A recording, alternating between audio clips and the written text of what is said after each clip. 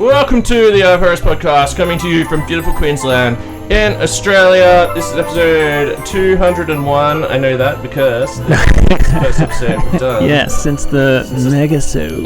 Like 17-hour megasode. Michael is here in the studio. This is the Christmas, end of year Christmas breakup thing. Yeah, like... My headphones not working?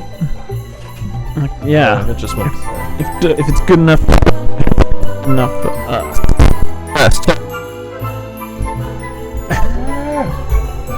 Why do we always have this issue? Oh, there we go. Oh, is that better? Yeah, it's better. Yeah. Did they give you those new connectors? Yeah, well, I don't know. I don't think it's the connectors. I think it's like the fucking Okay. the board thing. We need to have a thing that's a powered splitter instead of just jamming all the cables into the same hole. So this is the Christmas breakup episode. We just went to a Christmas breakup event for all gamers on the southeast Queensland on the weekend. I've been doing Michael's been really busy doing other stuff, not just fucking around rolling dice. Sit down. Yeah, now Michael's got some time to sit down. We've been smashing out the Warmonger episodes. They've been going really well. People have been pretty excited about those. Michael was on one of those. Number 3, The Emperor's Children. Well, I don't know if it's chronologically. I don't know if it's episode 3, yeah. I think it was number 2. No, probably episode... No, we did... Oh, wait, hold on. No, we started Alpha Legion. Yes, that's right. And then you did Dark Angels, and then Emperor's Children. No, I would have jumped from Dark Angels back to Ravengard. No, Ravengard? No, what's 19? What the fuck is 19? Which Legion's 19? It's Ravengard. Must have done Ravengard and then back to Emperor's Children. Maybe. Yeah, that sounds... Yeah, okay. Well, I was on an episode at the start. Yeah, Michael was on an episode back at the start. So that's the last time you've heard him, dear listeners. So what I was thinking is, like, for the Christmas episode, I was like... we should do a big thing, get all these people on and like sit down, fucking get on Discord or whatever, invite our friends on, or like get people to come around to my house and sit on my fucking furniture and shit. And then I was like, no, do you know what? I've been watching lots of the X-Files. Do you know what that's taught me? Eugene Toombs is pretty cool, dude. Eugene Toombs is a good dude. Fucking Dwayne Barry. Good dude. Dwayne Barry, hang on, which guy? Dwayne Barry's like very early. He's like the first guy to the first this is his thing. Dwayne Barry, the first psycho to kidnap Scully. Oh yeah, he started a rich tradition. And then he takes her to a misty mountaintop, and then she disappears. Oh. Yeah. Okay. But the main thing it taught me was trust no one. So that's why it's just me and you here tonight doing the Christmas thing. However, I thought we have to have some input, some outside input, because if it's just you and me. Just saying shit. Yeah, exactly. We're gonna have to censor half of it or most of it. Just the chat that we had, like when you arrived at my front door, until we started recording. So much editing would be required. That's right. But lawyers involved. So what I did do is I reached out to a consulting company, and I said, hey, "Look, I need you guys to help us put together an episode." And they said, "Okay." We are a high-priced consulting company. What we're going to do is we're going to sub-consult to just the listeners. So So they went to some notable people who we know in the 30k scene, and mostly just like listeners, like key listeners, people who might comment a lot and say like, "Hey, love the episode," blah blah blah. Reached out to a few of those. I'm guessing this is what the consulting company did. I they haven't invoiced us yet. But what happened is there was a knock on the door, and they delivered a package, and inside the package was, see this creepy urn over here? Oh, Jesus. Yeah. So I was going to ask you about that. Well, they don't usually have urns. I know. I was like, things like, I don't know. So that's fucking Dybbuk box. Well, I don't know. No. That's just my Camperwood coffer. I always have this. That's my dice cover. But so they delivered this urn. All right, cool. All right. So for people listening at home, there's an urn on the table. Yeah, there is. There's legit. Yeah. How would you describe it? Yeah. So it's spheroid. It looks like it's porcelain. It's porcelain urn. It's like a bone color with like some horizontal brown strokes around it. Yeah. And there looks like a I don't know, like a Asian kind of motif that's like flowers and a bit of palm.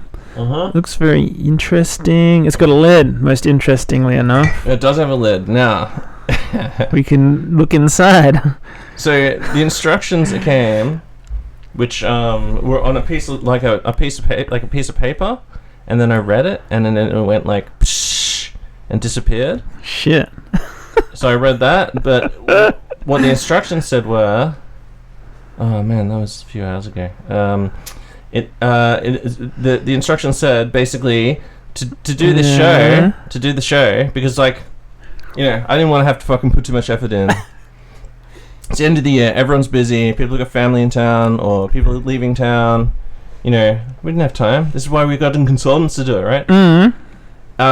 It says to construct the show, we need to get in there and get... There's 10 segments. And shit. They'll tell us what to do. Okay. I'm down. Okay. Right, so...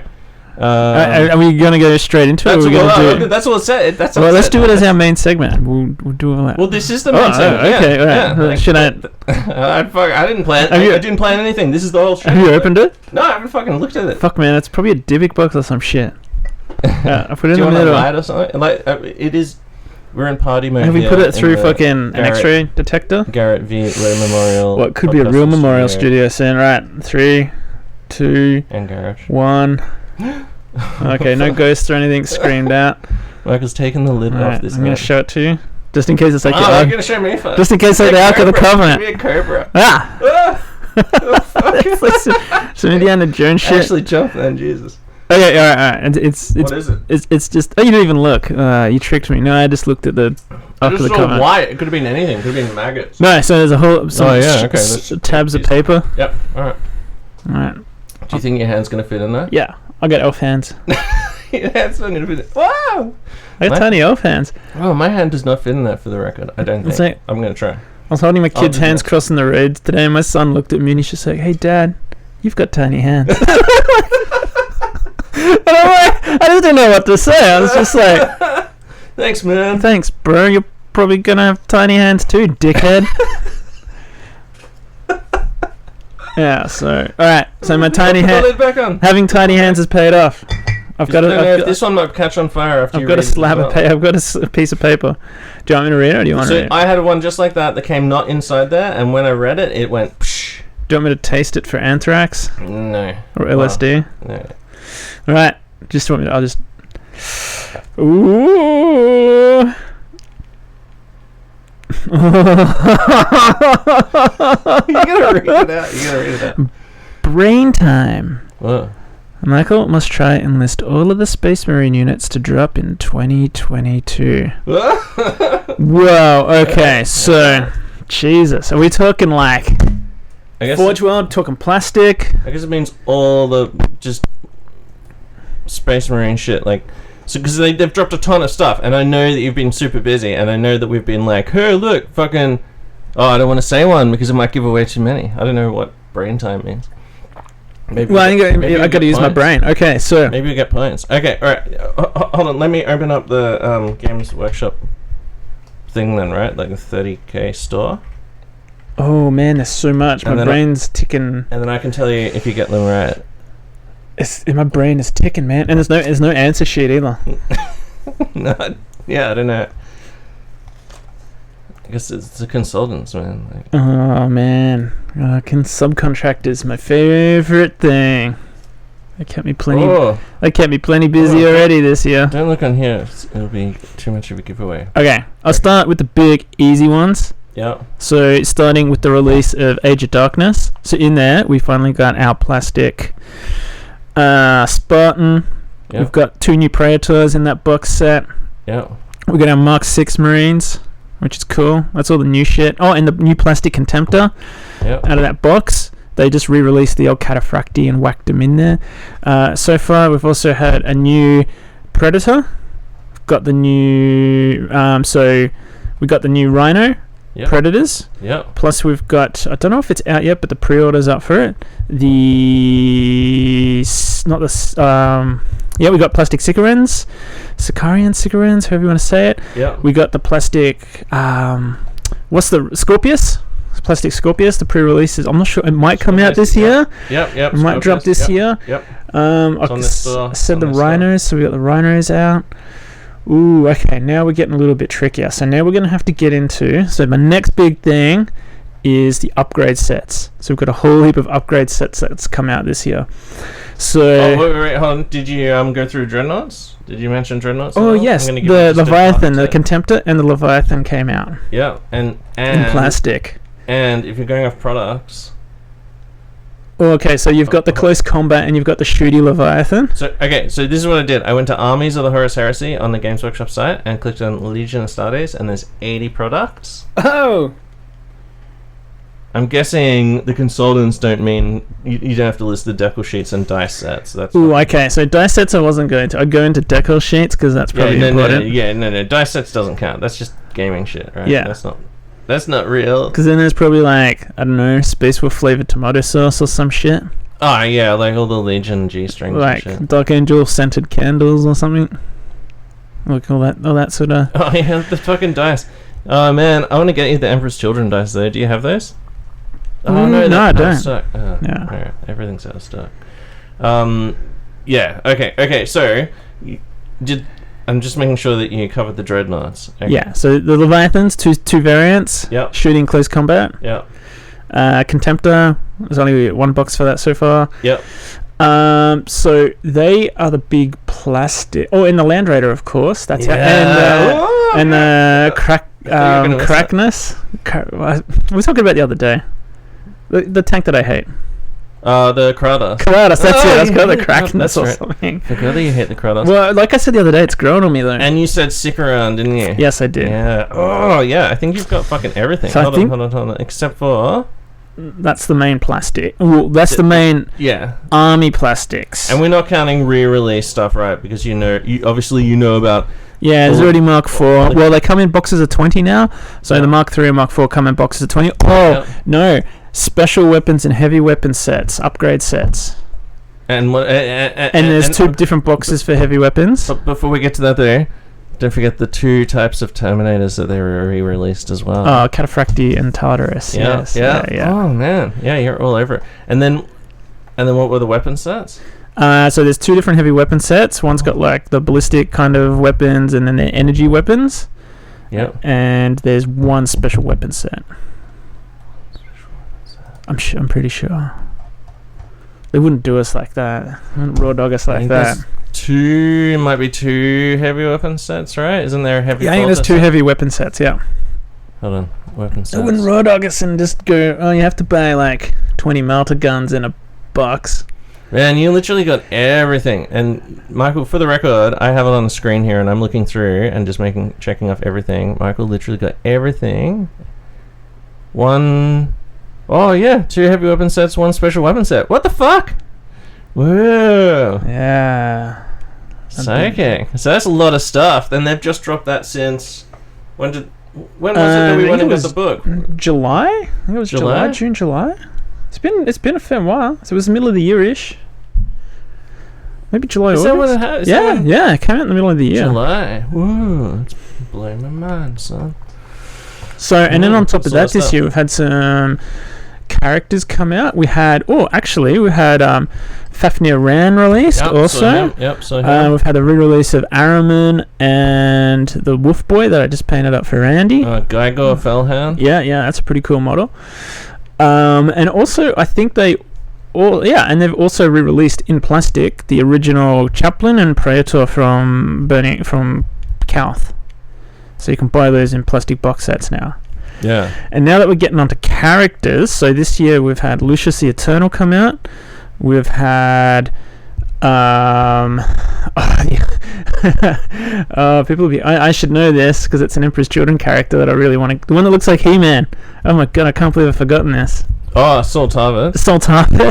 Yeah. And we've had a whole lot of other special Praetors. So we've had like the Wordbearers Praetor, Sons of Horus Praetor. Yeah. There's been a whole lot of individuals from Forge World come out. If I have you around, are you going to use it to make a conversion? I don't know if I have it. Oh, actually, no, I don't have it yet, but I'm thinking I might. Wow. I'm not a huge fan of the model, but it's got potential.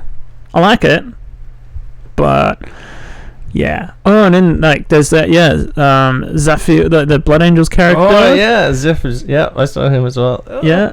I think that's it for and there's a whole lot of individual stuff from Forge World. That'll be the tricky stuff, because I think we had the Sons of Horus Praetors that got sent to people. Oh, and we might get the Plastic Spartan this year now that we've seen it. Yeah. Hey, hold on. Not Plastic Spartan, Plastic Typhon. Wait, hold on. I'm just on the Games Workshop site. Is there more stuff on Forge World site? Separate Yeah, site? the individual characters, because that's where your Lucius is and all those guys, because they're resin still. Are they just gonna have it all one site one day? Like. Hopefully that would be handy. Oh my god! All right, here we go. Ah, fuck! Come on. There's a lot of good stuff. We've been spoiled. Do you know what they should do? Oh fuck! Yeah. Anyway, the re-release of the Plastic Thousand Sun Sorcerer. Oh yeah, if you go to the Forge World, holy shit! What about all the Legionary shoulders and heads? Yeah. So I think what have we had for Legions so far? We've had Emperor's Children, Iron Hands. Oh, who could forget the Space Wolf release? Salamanders have been previewed. Dark Angels, Blood Angels, Ultramarines, Iron Warriors, Sons of Horus, Night Lords. Pretty much, I think we've seen them all apart from Death Guard. I think we've seen them. They all came out apart from Raven Guard.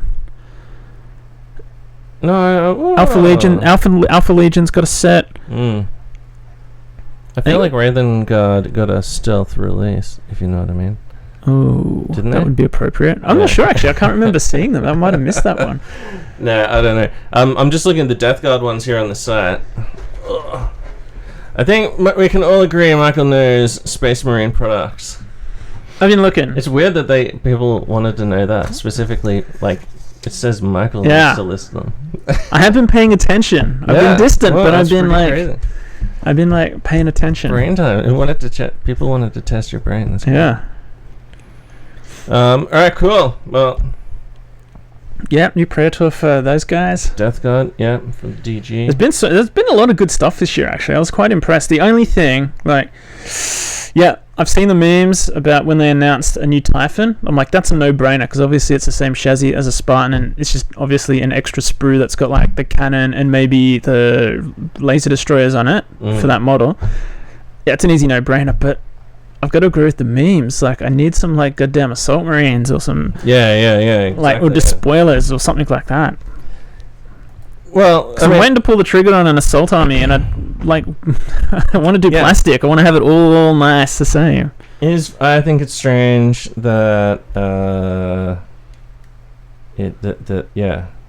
there's been so many vehicles come out, but not more infantry. Like people want to play. People yearn for the infantry. So and that's the weird thing. I was talking to some guys at the event on the weekend, and everyone's like, "Man, like tanks, like armor's on the way down." Like definitely. Yeah. Like I didn't see a single Spartan on the weekend. Dude, there was no Kratos. Wasn't any Kratos. No Kratos. People are not taking vehicles, and people are unwilling to try. Even at 2,500, like I played pretty much. Like I played. You played against Tommy, didn't he have vehicles? Well, he had one tank, and it was the one of the medium. Of course, he's playing Custodes. Yeah, and he had one, and that was it. Wow. So I think the meta's definitely a lot different. Yeah. People love the infantry. I don't know how good those Custodes grav tanks are now either. Like, what was it, the transport one? No, it was the other one, the one that's got the two weapons and the Caladius. Yeah, with the bolters in the hull. I wasn't. Yeah, after like the first turn, because it was real good playing against Custodes. I hadn't played them. I've read the rules and I hadn't played them in the new edition. So I was like, on paper they looked a lot more balanced. Yeah. And they felt a lot more balanced to play against, which was nice. It doesn't feel like an I win army like in the last edition. If someone put down 2,000 points at Custodes, a 10-year-old could just like table you with them if they just roll dice. They actually seem like they take a little bit of skill to play. They're a little. It's not just I'm just going to work forward. All my shit will get there, and then just cut you apart. So you were able to engage Custodes units with Emperor's Children and win combat against them? No. I learned that the hard way. So you have I played against Mike's Emperor's Children a couple of times now. I think that like a Death Star of what are those fucking Palatine Blades? Yep. Artificer, Weapon Skill 5, fucking whatever crazy shit they're armed with is one of the best things. Like, holy shit, trying to fucking win a combat against them is fucked. Yeah. And if your weapon skill 4, forget about 6s to hit, good fucking luck. Needing 4s to hit, even if your weapon skill 5, even if your weapon skill 5, you need 5s to hit. Yep. Holy shit. And then you can get your weapon skill even higher, can't you? The Emperor's Children can get weapon skill not higher? the weapon skill higher. Because if you can get at weapon skill 6, you're basically stopping weapon skill 3 from even being able to hit you, because they go to not being able to hit. Yeah, it gets pretty crazy. But you can't do that. Oh, okay. You can yeah. So fucking, I tried fighting them and got fucking my shit pushed in by just like characters swinging initiative 2 Thunderhammers, which I think is fucking extremely good. So yeah. But which against any other fucking Legion and against almost lots of other shit in the game is extremely good. However, it didn't work against Custodes. Are we not meant really. to be just talking fucking shit? Maybe we're meant to be drawing. I don't know. Well, do we put that one to bed? Do you want me to go through all the individual? Try and go through all the prayer toss stats? No. Like fuck. Let's. Well, I don't know. I think they were expecting. What was the Age of Darkness box set? Well, I don't know. We don't know what they're expecting. Well, let's see. Well, okay, I'll draw. Do you want me to draw? Oh, units to drop in. Oh, it's units. Units to drop in 2020. I think I got all the units. So. Yeah, I think it means yeah. Well, I think I got units. They mean I don't know. I'm assuming. Maybe was there anything? Was there anything that Forge World released in resin in the first 6 months of the year, or the last 3 years? No, I don't think there was. Apart from just individual characters. I can't come. Oh shit! Your hand does not fit in the jar. That's yeah. All right, let's see what this one says. I think I passed that one. I put it to the audience. You fucking crushed that one. Yeah, hopefully. Ah, Tim. Whoa. Okay. Oh. Well, let's. This is going to continue our conversation. It says Tim explain double warmonger. Oh yeah. To someone who's been listening. So I heard this and I was like, this is going to work pretty well. So tell us the history. Okay, what is a double warmonger? Okay, well, what I will do is to continue the conversation is I'll tell you what I did, and then I faced up against Emperor's Children. Oh yeah, And then I got my shit pushed in, and then they were basically using the same rules that you're using, and then you tell me what Custodes did. Alright. Because I came in with I teleported in. Double warmonger means I can tell it's a Pride of the Legion list with 2 10-man cataphracti, just base terminated squads, which after extensively running across the field at 6 inches per turn, moving across the field at 6 inches, not being able to run, not being able to chase people and run them down if you crush combat against them, and just having to then spend another turn fucking shooting them in the back as they fucking regroup, and then maybe charge them if they fucking do regroup. That fucking sucks. So, and then I was just getting outmaneuvered, and then when I was playing against Jack over at Briz 30k, and then he deep struck his Night Lord shit on me, I was just like, oh, that's fucking powerful. Yeah. And then I was like, if only I could do that. And then I was like, I can do that if I take double warmonger, which is, instead of having my Graviton Moritat, I had to fuck him off, because he was a bit of a crutch anyway, and turns out not that many people even take dreadnoughts, I guess. Yeah, he was holding you back, man. And then I had to get rid of my telekinetic dome over my Culverin unit. Yep. And also nearby dreads and stuff could hide under there as well. It'd be super durable. That was pretty good. That's some good magics. I had to get rid of those, but then that means that instead of my 20 Terminators just like, and my Iron Father just like trudging across the board, I added 2 Terminator Warmongers that are in Counterfracty, and then they had Cyber Familiars, Power Fist, Volkite Chargers. One of them has a Chain Fist, one of them has a Power Fist, because I'm going to use them as just like command squad guys when because I've got to make a bunch of standards to go in each unit, and then a Legion standard and a Herald standard, so I'm going to make 4 standard guys, and then they'll mix through the units, and all the dudes will shuffle around, and I'll slightly repaint some of them, and then they'll have a command squad and full standard read. Oh, good. But yeah, so these guys basically just like, it means that like I was teleporting down 23 models. Yeah. And out of those 23, 5 of them had a 2+, 3+ invulnerable save. Shit. Yeah. Due to Cyber Familiars. So it was like extremely like hardy. However, only weapon skill 4. Weapon skill 5 in the characters. So I had an Iron Father and the other guy in one unit, and and a Warmonger in one unit, and just a Warmonger in the other unit. And then basically deployment fucking really good. Even when I got like I rolled a 1, which is the worst thing that can happen. Yep. It just means your initial teleport always fucking just happens.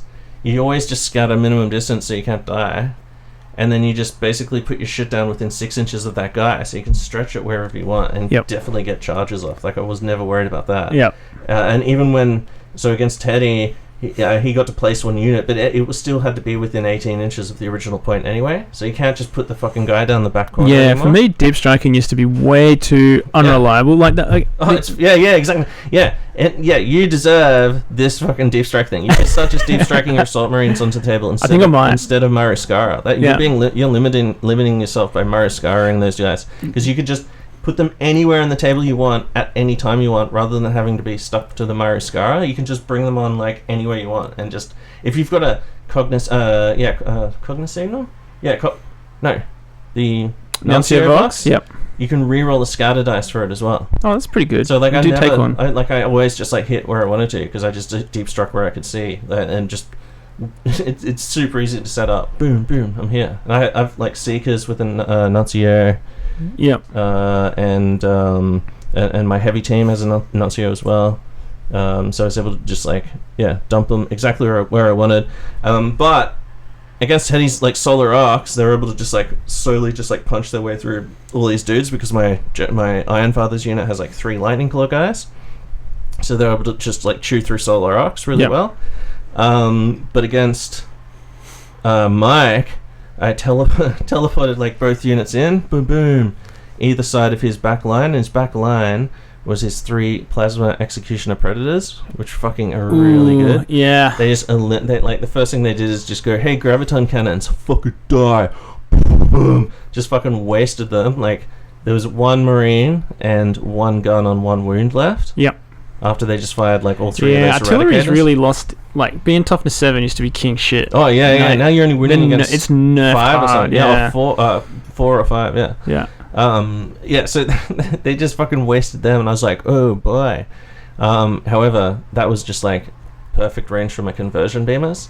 So I started just slamming like strength 12 beams into his Predators, and he made a bunch of like really good cover saves, but like it was fucking game on. So there's plasma Preds were up the back, but they were shielded by his general and a whole bunch of fucking of the what are those guys? Palatine Blades.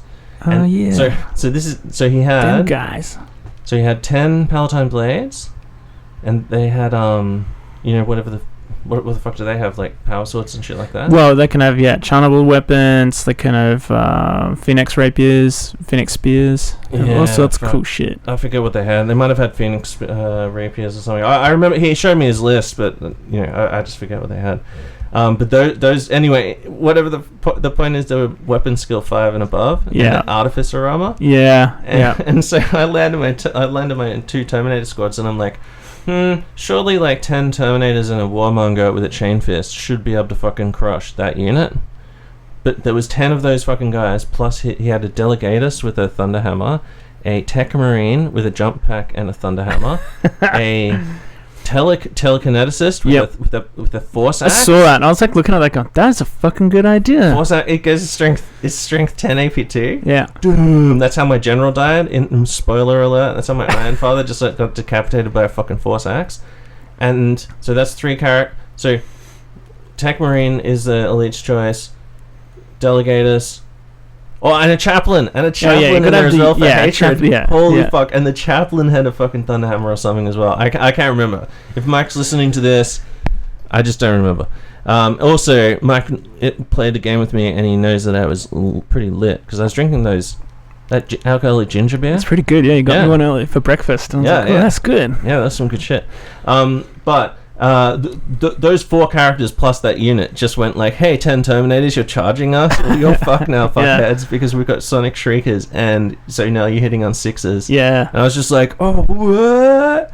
And even my Chain Fist, the Warmonger Chain Fist only killed like fucking 1 or 2 dudes, and then they just like, I think I managed to hold through Inexorable, and then but just before that combat was fought, my Iron Father and those Terminators, so I teleported in, and I'm like, okay, cool. So then Mike gets a move reaction with the Predators. Yep. Which allows him to reorg them to face me. Uh-oh.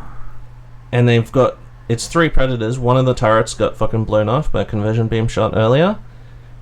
They've got the plasma things that can't do reaction fire or whatever. Yeah. But the Culverins do. There's 6 Culverins. Yeah. And because of the Emperor's Children rule, their reaction fire with Culverin or just whatever they're firing, defensive weapons is +1 to hit as well. That's really good. Yeah, like dude, I've never used that because I've never had a vehicle with that. Yeah. But I'll remember that. Fuck, think about how. Yeah. So, because you were thinking about those little fast tanks, weren't you? Yeah, taking sabers. Yeah, as part of Mariskara. As long as you keep the strength low enough, I think you can do that. Anyway, we can look into that. But, yeah. So he, so then I was like, okay, well, I'll try and just like shoot one of the Predators with a melter gun, and then shot it and didn't do anything, just like did a hull point or some shit or stunned it or whatever. But they got to reaction fire against me with like all 6 Culverins and killed a bunch of guys, and I was like, fuck. And I was like, okay, I'm charging, and then he's like, okay, reaction fire, and fucking just got Overwatch. And I'm like, holy shit. And they just get like, so they get like hosed down by 6 Culverins again. And I'm like, ugh. And I lose another bunch of guys, and then the 6 guys who are left plus my general plus the Warmonger charge in, kill both tanks, roll double 6s, like a 6. I rolled them one at a time to see the explosion or whatever result. And I rolled 2, like a 6, and then another 6, which meant both of them exploded. Yep. And then they exploded out like strength 8 hits that gutted gutted Mike's unit, like killed like 4 or 5 guys in Mike's unit, and also busted like my unit that had charged in of Terminators, like killed like 3 or 4 of them as well. So even though I charged him, his higher weapon skill, all that shit, plus the fact that I got like caught in an explosion, meant that he just fucking just slaughtered the fucking unit. Shit, that's some bad luck. Yeah, and then so by the time and then it was his turn, so then by the time my general went to charge, and this is what he did. So he had the telepath with the force axe. Yeah. I go to charge, he did the psychic as a reaction fire.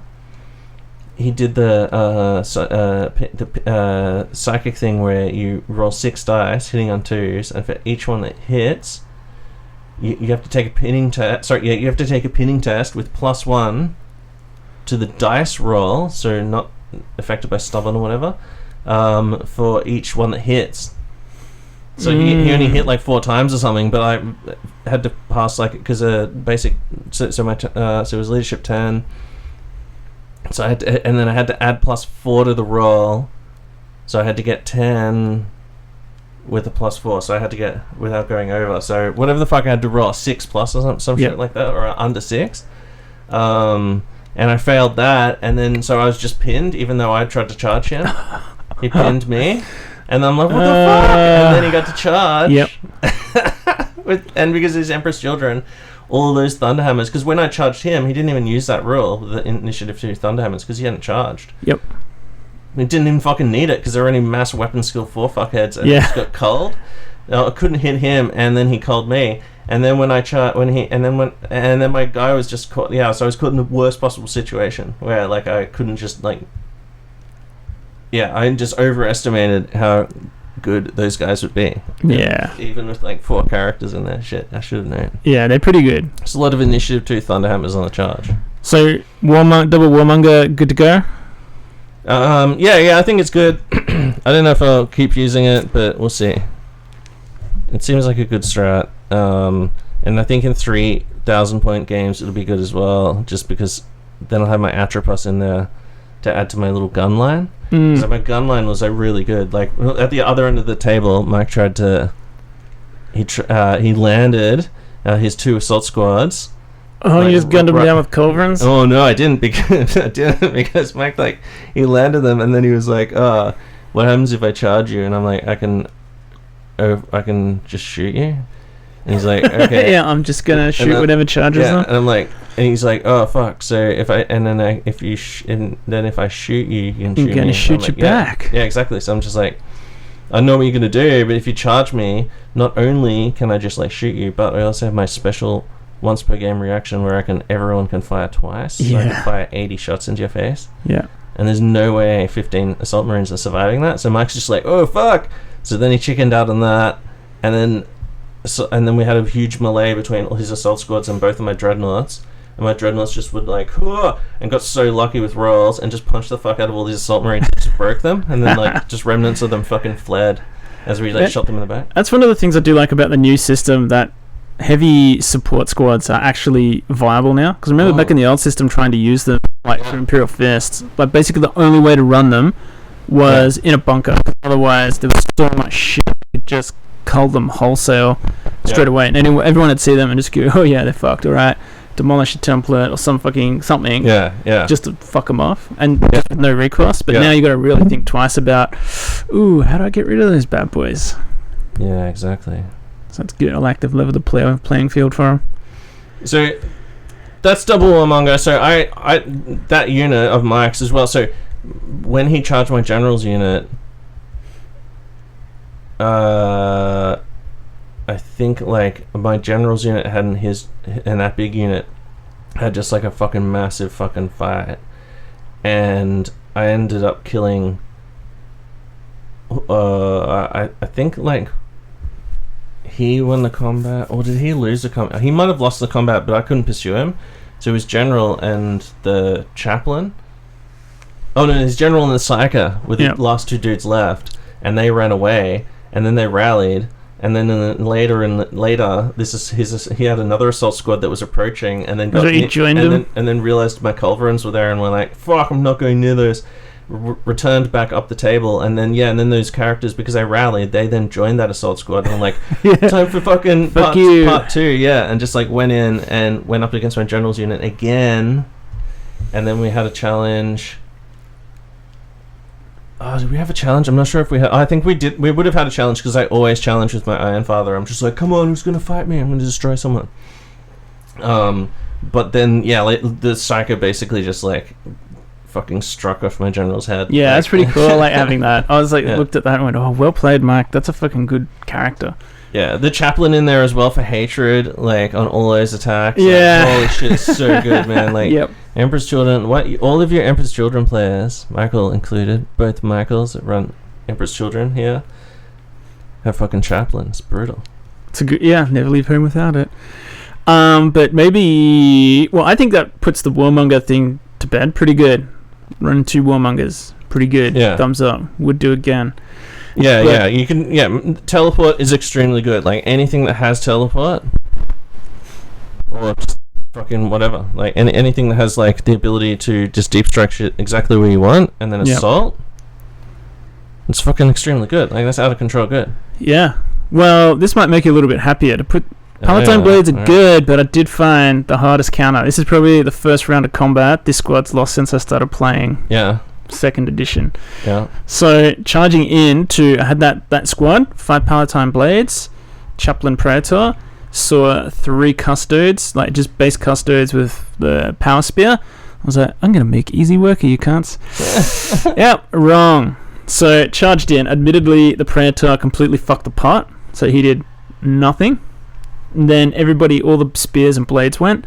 I think they killed one, because you got to remember that Phoenix spears are only AP3. These dudes are fucking, unless you're getting like breaching or fucking motor strikes and stuff.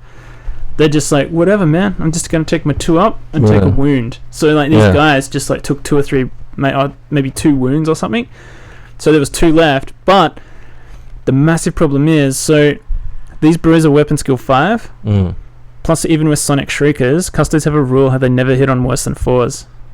Oh, okay. So they're just like, guess what? Don't care. Yeah, don't give a shit about your rules. Fuck. Hitting you back on 4s. Yeah. They're strength 5, so they're wounding me on 2, and all their close combat weapons are AP2. Oh, so they're wounding me on 3s, all their weapons are AP2. So they just... The spears are +1 strength as well, right? So they're wounding on 2s. Just the sword is AP2 at strength 5, yeah. Yeah, so the spear is strength 5. Oh yeah, so they're winning me on 2s. Sorry, strength 6 AP2. Yeah. So they just gutted me. So it's just and the thing is, they count as a nemesis unit because they're all weapon skill 5. So you have all these massive attacks, and then because I think they're instant death and shit as well, like the spears. Yeah. So just like, okay, so I like lost 5 blades in that one turn, I think. Oh yeah, that's fucking. And so I had the 2 character. No, I think I lost 4, and I had a character left plus 1 spear. Yeah. And in the next turn, and that was engaged with a dreadnought as well. The dreadnought completely fucked apart. Yeah. And then next turn, like his general came in, his shield captain, and like 2 of the I heard they did shield captain. That's enough. Guard, and they did. Heteron guard. Oh yeah. Put the rest of the sword, and I was like.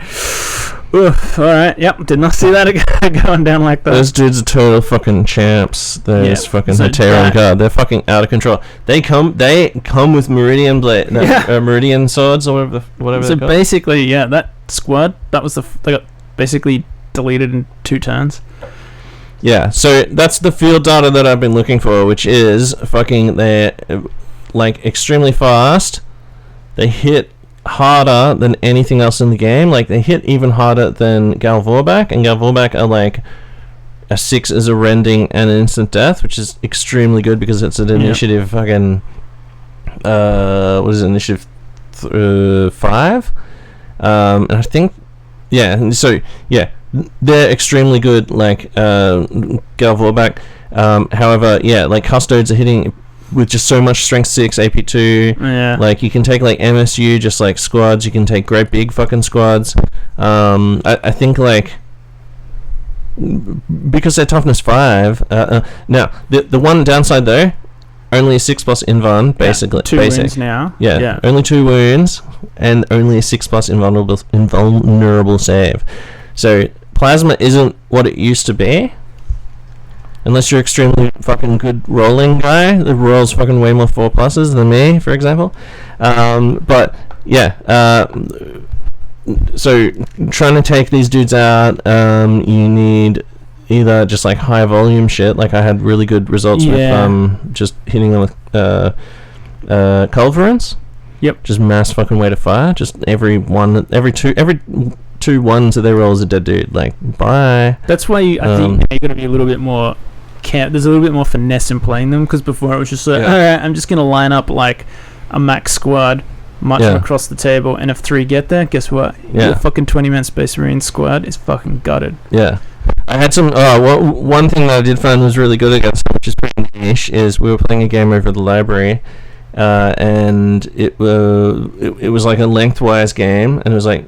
and Randy's dudes were coming up the table, and I was able to get like strength 12 fucking hits on the those Terminator guys, those Alaris Terminators. Ooh, that'll do them. It's just like 2+ to wound, and then if you fail 4+, just instant kill. No, it's just strength. It's strength 12, so just instant kill someone. Demolish it. Yeah.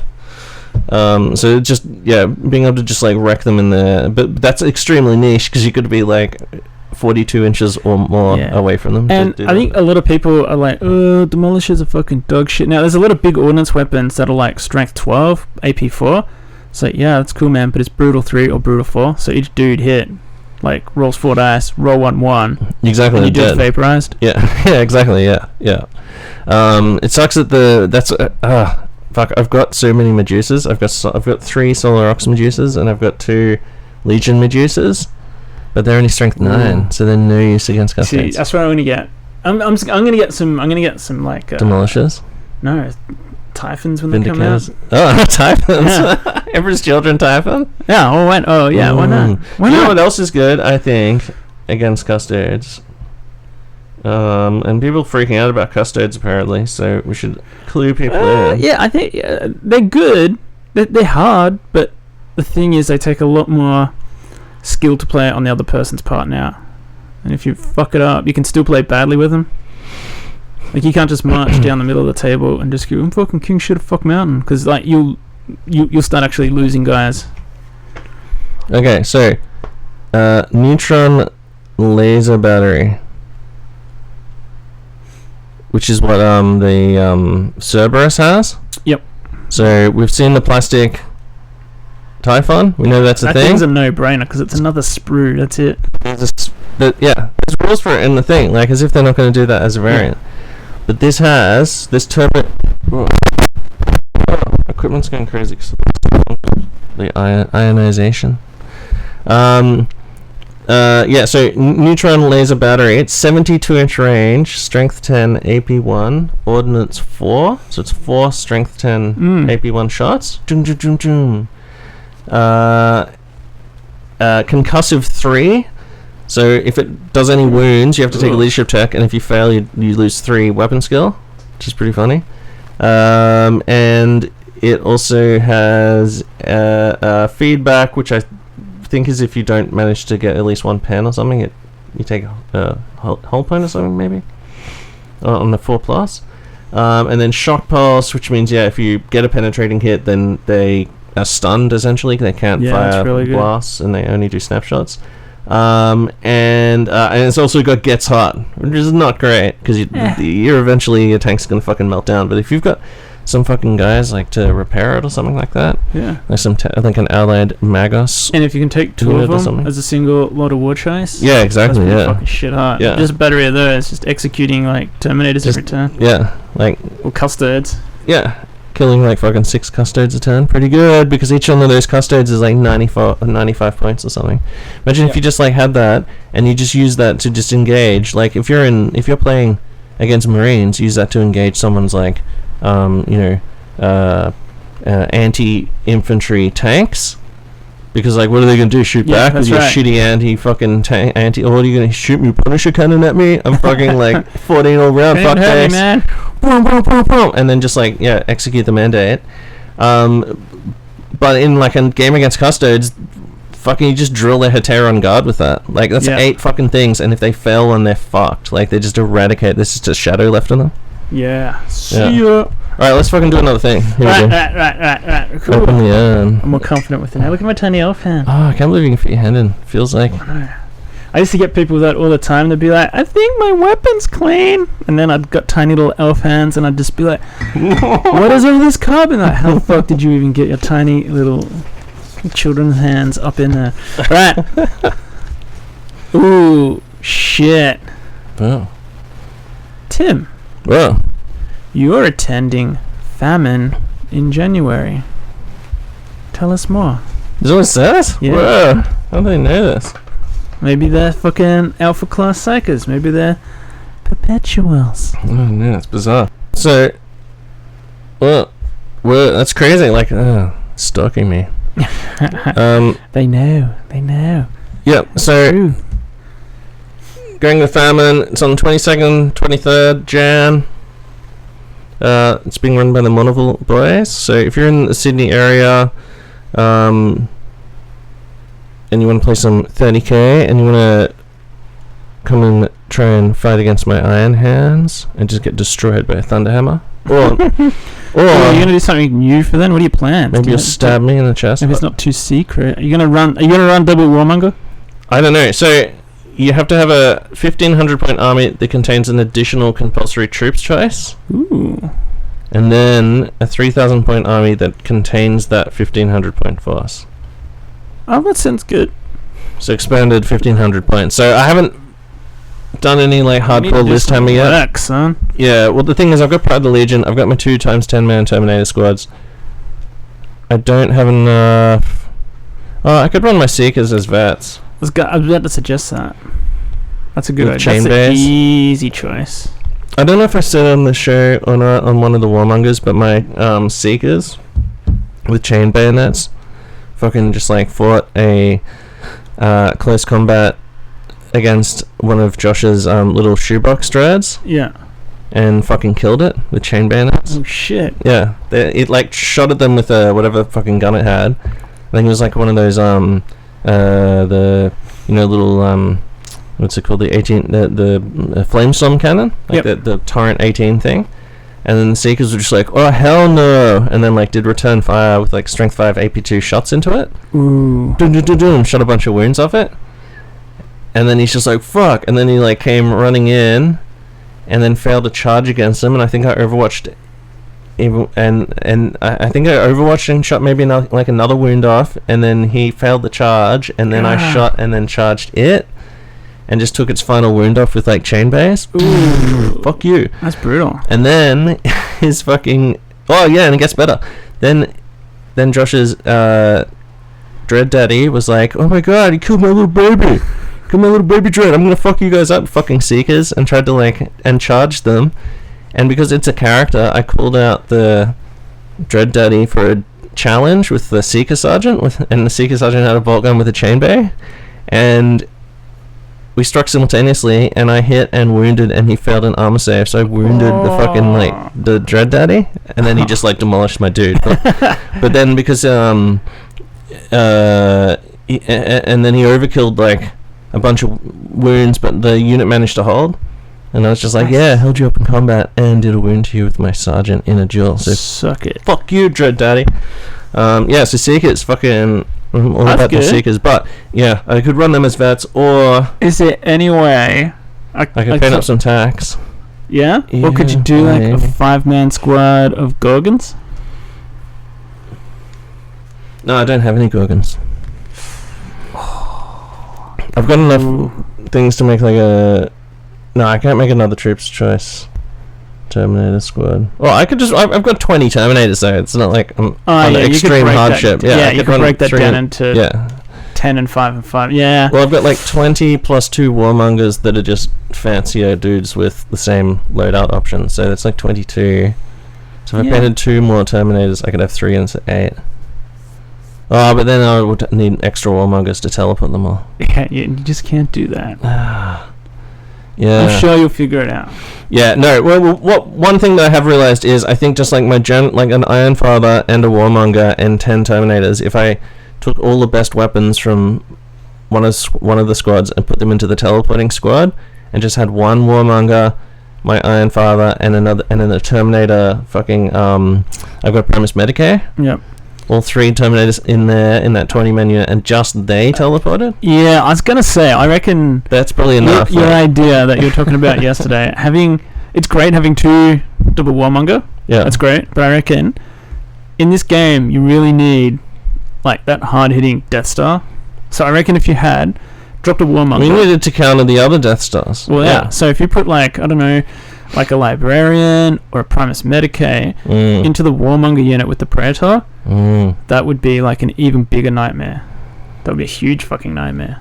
Yeah, I was trying to be mindful of all the combats that I won or might have done better if I'd had Hatred, or if only I'd had Feel No Pain there, how many wounds I would actually get against Feel No Pain, because I've got a Primus Medicae, but it's the same price as my Graviton Moritat as well. So is it good? Chaplain's a pretty king shit. But he does have the Thunderhammer though, so he's very good value. For extra Thunderhammer attacks on charge is also very good. Yeah. That's the thing. People always fight my Praetor and Palatine Blades, and I get to the end and they're like, oh fuck, I just lost that by 4, and then I'm like, and now the Chaplain goes initiative 2, and they're like, shit, and then he just takes 4 more skulls. Well, I'm worried about because I've had call to play against Custodes a couple of times now. I'm very pro loyalist. I'm definitely on the loyalist train. I'm planning to paint up some of my own Custodes, and use them as allies. 500 points of Custodes is literally a shield captain and fucking 5 dudes with spears. That'd be super effective. Fancy That would spears. be fucking hardcore. Spicy spears, yeah. and like you play against the shield captain, like it's fucking nightmare. Mental. Yeah, it's like a total nightmare. Did you kill any of his shield captain? No, I just left it the fuck alone. After I learnt the hard way. Yeah. Making it try and fight a dreadnought where it just laughed at it and went, "Fuck you, buddy." Yeah. It's like, yeah, I'm leaving that guy alone.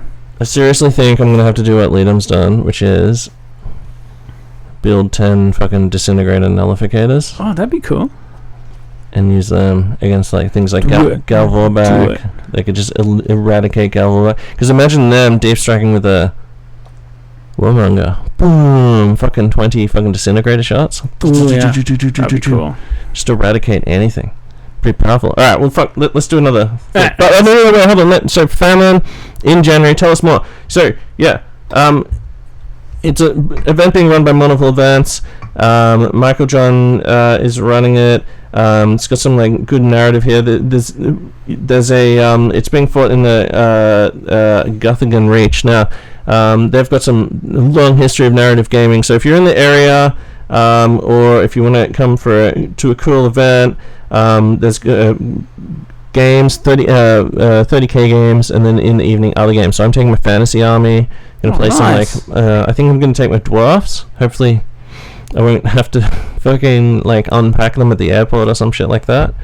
But I think I'm gonna take my dwarf army and then just, wrap my fucking iron hands in just socks and shit and just stick them in my checked luggage and just like, oh well, hope those iron hands survive. I need to like cuddle my dwarf babies in my case. My OP metal dwarfs. So yeah, hopefully, or maybe I should take my. Oh yeah, what if the plane goes down? I'll lend you my phone case if you want for something. I'm not worried about me. I'm worried about like history losing track of my dwarf army, my OP medals. Maybe I'll take my. I'm gonna take my. Have to take my ghoul, my plastic, my vamp army. Yeah, and I can just cram my. Yeah, my ghoul army's just I can just tip that in the bottom of the box of the case. Just put in a freezer bag. Yeah.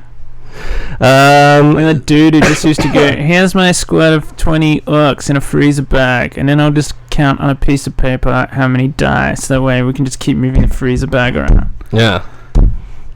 Yikes, that's terrible. Alright, yeah, so check it out. It's in January, the end of January. I'm going to be there. I'm really looking forward to it. I haven't seen those Mortimal guys for ages. They're all like booked in to come to my birthday event, but fucking COVID meant that no one was able to attend, so I haven't seen those guys in ages, so it'll be good to catch up. But yeah, come along and try and fight against my Iron Father. He has a Thunderhammer and he's I'm gonna fight him next week. This week. Ready to smash. Fight him. Yeah, for sure. Fight him. Well, there's a bunch of time. Like I've got until the end of Jan, and it's only not even the end of December. So sweet. We can maybe I should just straight up paint a couple of 15-man bolter pig squads. Fucking oath you should, yeah. Then I can take whatever the fuck I want. Yeah, I reckon you should, yeah, definitely. Alright, we'll see. Alright, let's do another thing. Alright, I think it's your turn. I want to see you like weasel something out of the jar. So get in there, real deep. No! Fuck! I felt like the vacuum. Like if I. Oh look! I can get it in. Oh. You have to do it like this. I'm sure you. I'm not like the fluke man like you. Yeah, basically Eugene. Oh wait, did you do the last one? Oh yeah. Yeah, I did that one. Okay. I read that one too. What's it say? Michael. Oh god. Where? Michael. I'm horrified. You've now mastered the 3rd Legion, brackets, color scheme, and tabletop. What's your next shit? Oh, okay. That's a really good one, actually. These are really good questions. People must have been... I think our moms. I think they asked our moms. So actually, I was having a really good discussion with a couple of people yesterday. Yesterday was a really good day. So the reason I started getting into the 3rd Legion and I played Imperial Fist in the last edition is I started Imperial Fist just because I wanted to paint yellow because I couldn't paint yellow. Yeah. And there was no rules for them. I was just like, fuck, I'll just do it. I started Emperor's Children just because, I don't know, I like having a hobby challenge, which is master a new paint scheme, do a new army, and pick a shit tier army and then just get good at it. Yeah. And just, that's my thing. I like that. So, after doing some close analysis and thinking, that's why I want plastic assault marines, because I feel, unless you're playing like some top tier shit like Space Wolves, Emperor's Children, assault is probably underpowered compared to shooting. So I was like, ooh, I want an assault list. Yeah. And I was talking to Jacob yesterday after playing his Blood Angels. Whoa. Just talking about this, I was like, oh fuck man, I haven't played Blood Angels before. I think that's the first time I played them in the new edition. Yeah. And I was like, oh, this will be good. And Jacob said, don't worry man, you'll be pretty underwhelmed. And I was just like, oh, but your Legion roll's pretty good. And he's just like, no, that's dog shit. I was like, okay, I thought they got it every turn, not just on the charge. No, yeah. And I was just like, oh, okay, yeah, that's horrible. Am I super loud in your ears? Like, what's... Oh, you sounded right to me. So that led to discussion. I was thinking, after looking at it right at the start, I was like, I want to do a weak army. Apologies if anyone disagrees with me, but from looking at it on paper and from my experience and just hearing what people are saying, Salamanders, Thousand Suns, World Eaters, Blood Angels, and Raven Guard all sound kind of the ones that people are most... And that's the thing, it's all in the eye of the beholder. Yeah. And I've seen people play with those armies really well, but in general. Yeah. So I was just like, ooh, I don't know, man. I was thinking Salamanders. But in terms of which Legion's got, like, say, overpriced units and Legion rule that's not super applicable. Well, not super that's applicable. The thing. I think there's potential there because I compared it to the Emperor's Children one. I only get the Emperor's Children special rule for the first round when I charge. Yeah, exactly, yeah. But the thing is, it also stacks with Sonic Shriekers, which... Yeah. Sort Blood Angels have no Sonic Shriekers, so what the fuck are you meant to do? Yeah, so... they just can't be a top contender because Sonic Shriekers. Like, Sonic Shriekers put Emperor's Children almost at like Custodes fucking level. They just don't hit as hard as Custodes there. Yeah. Just the +1 initiative, going at +1 initiative step just means your highest shit goes higher and your lowest shit goes just enough higher to go before their lower shit. That's which the thing. Is and the the most other good devastating thing. Evens it out that if you charge in and you kill some of theirs, they die, but your stuff also dies. Whereas if they go in initiative 5, your shit doesn't have a chance to get back at them. Yeah, exactly. Yeah.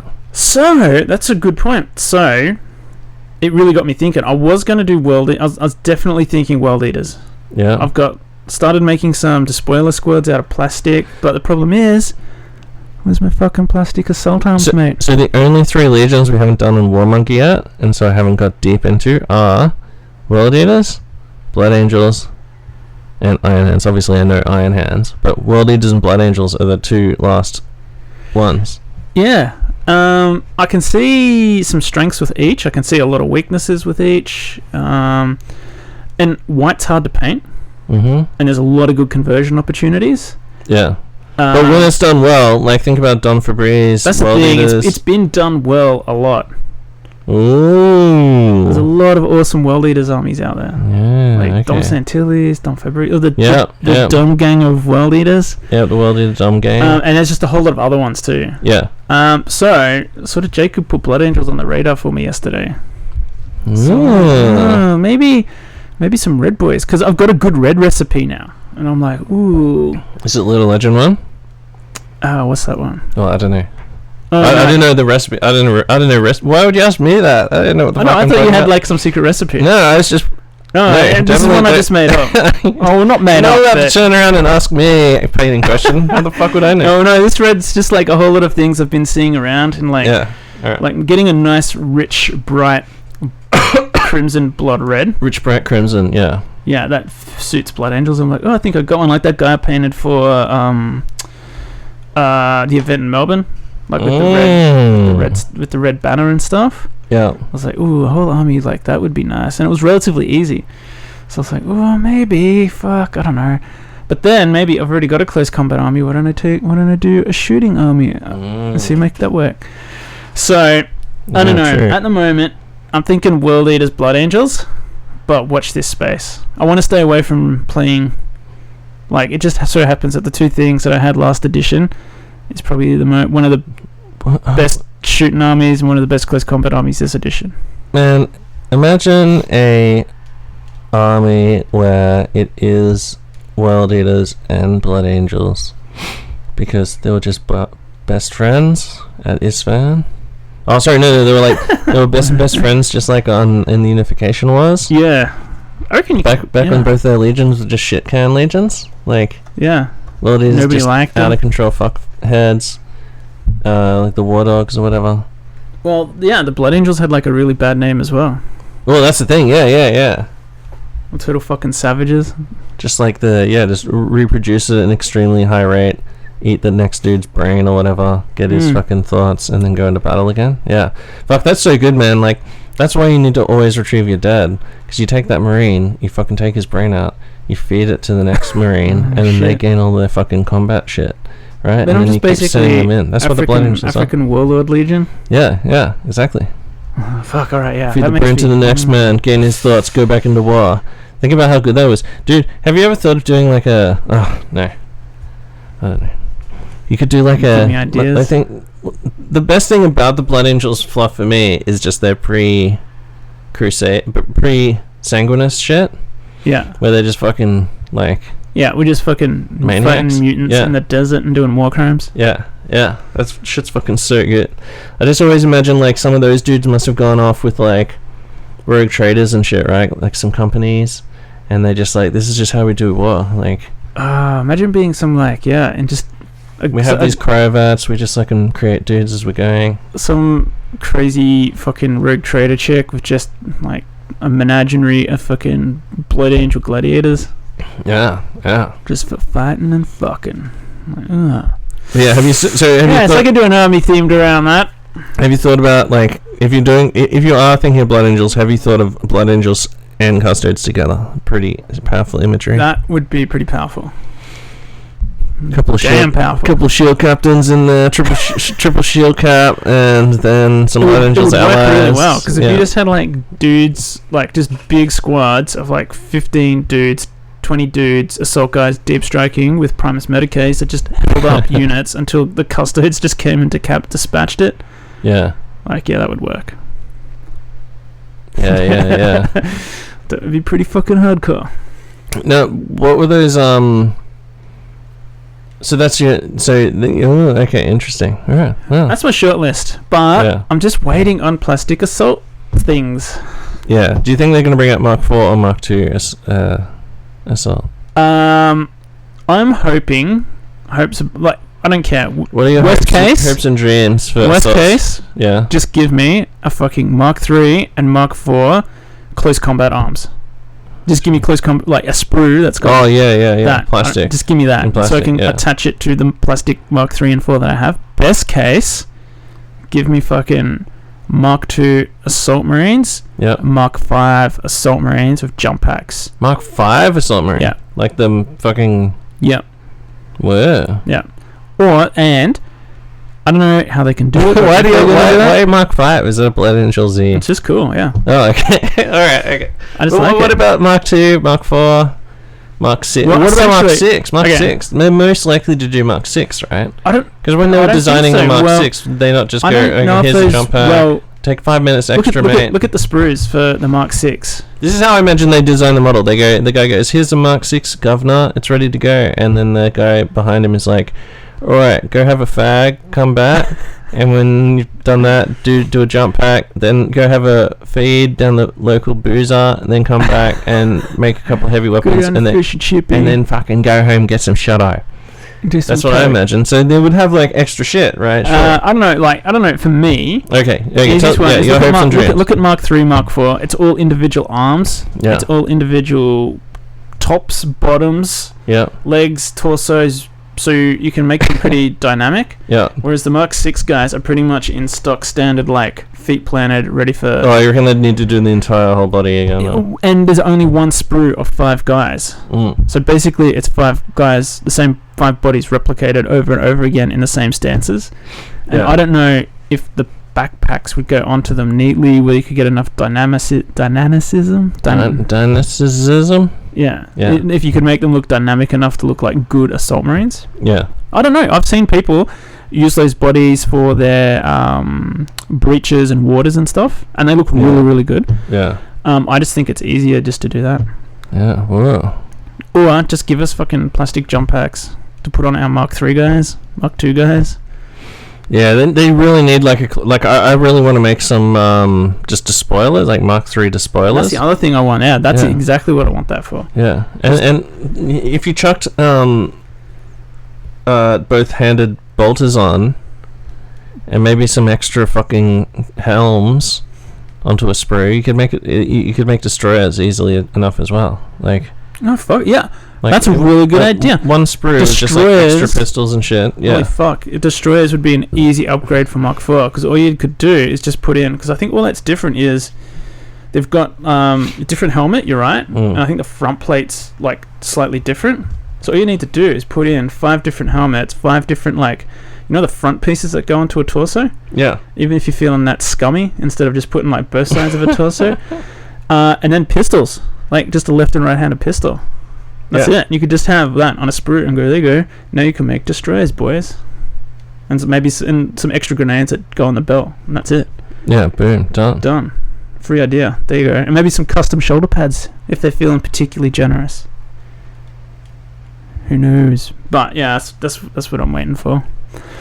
So I'm looking forward to those floodgates opening so I can take fucking bulk despoilers and fucking assault marines. Yeah, I want to run some just Iron Hands despoilers. Like, I think they're just fucking cool. Like, man, that would work well. Because after Isfahan, they had rushed induction and shit like that. Like, just fucking nameless fucking chainsword and pistol fucking guys just eating brains and stealing thoughts and shit and being sent into battle.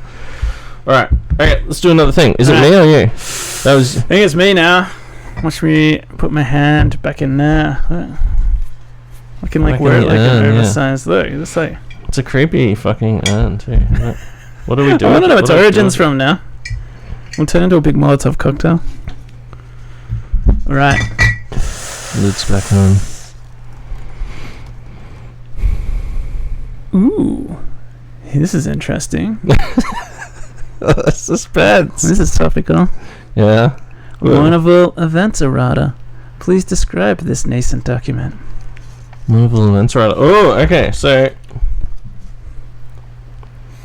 Mournable put out a thing. I've seen some memes. I've seen some things. They've put out a thing called Mournable Campaigns Amendments and Clarifications. So for their events, and this is in Mournable Events Group, which is about 3,000 people. It's a large. Well, yeah, it's larger than Eye of Horus, that's for sure. 30k group.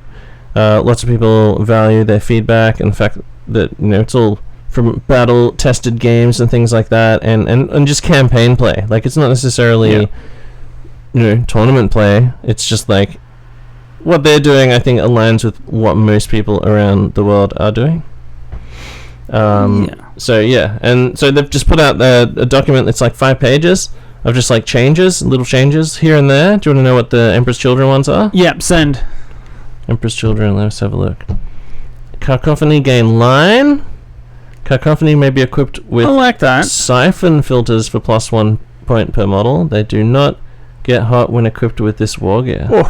Well, you lose gets hot for 1 point per model. Interesting. Is that only available if you take Third Company Elite? No, it just says they just gain line. Oh, okay, I like that. Yeah. Weird. Alright. Yeah. Fucking, I really want to I've got to do a Cacophony army one day. I fucking love Cacophony. Oh, I got some spare dudes if you want to. I just want more shit there. Like, I want to recreate my, like, remember that Emperor's Children army that I had back in, I just want to recreate that. Just units of 6 dudes, Blastmasters, fucking blah blah blah, just, and then like dreadnoughts with like upgraded noise weapons shit. Yeah, I think there's some good STLs and stuff for like people that have done like Emperor's Children Contemptor, like sonic weapons. Yeah. So they look fucking cool. Oh man, Iron Hands don't get anything? Wait. I don't need anything, bro. It's top tier, bro. Am I not reading this? Oh no, here we go. Iron Hands. Gorgon Terminators in Company of Bitter Iron gain Bitter Duty. Ooh, that's cool. Wonder what that does. I guess you just can join a Maratat to them. Magician Immortals equipped with bayonets bayonets and chain bayonets may use them contrary to the boarding shield rules. Whoa, so you can have a boarding shield.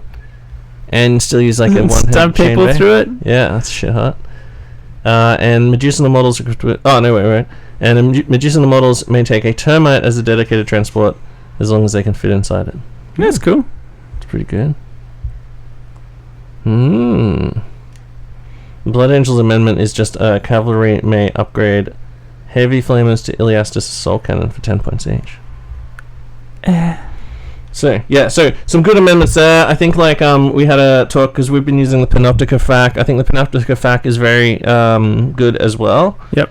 But you know, for what we're doing, I think our group aligns. Like even if it wasn't like BFFs with the Monoval guys, I mean it is the Monoval. It's like it's the Eye of Horus Monoval.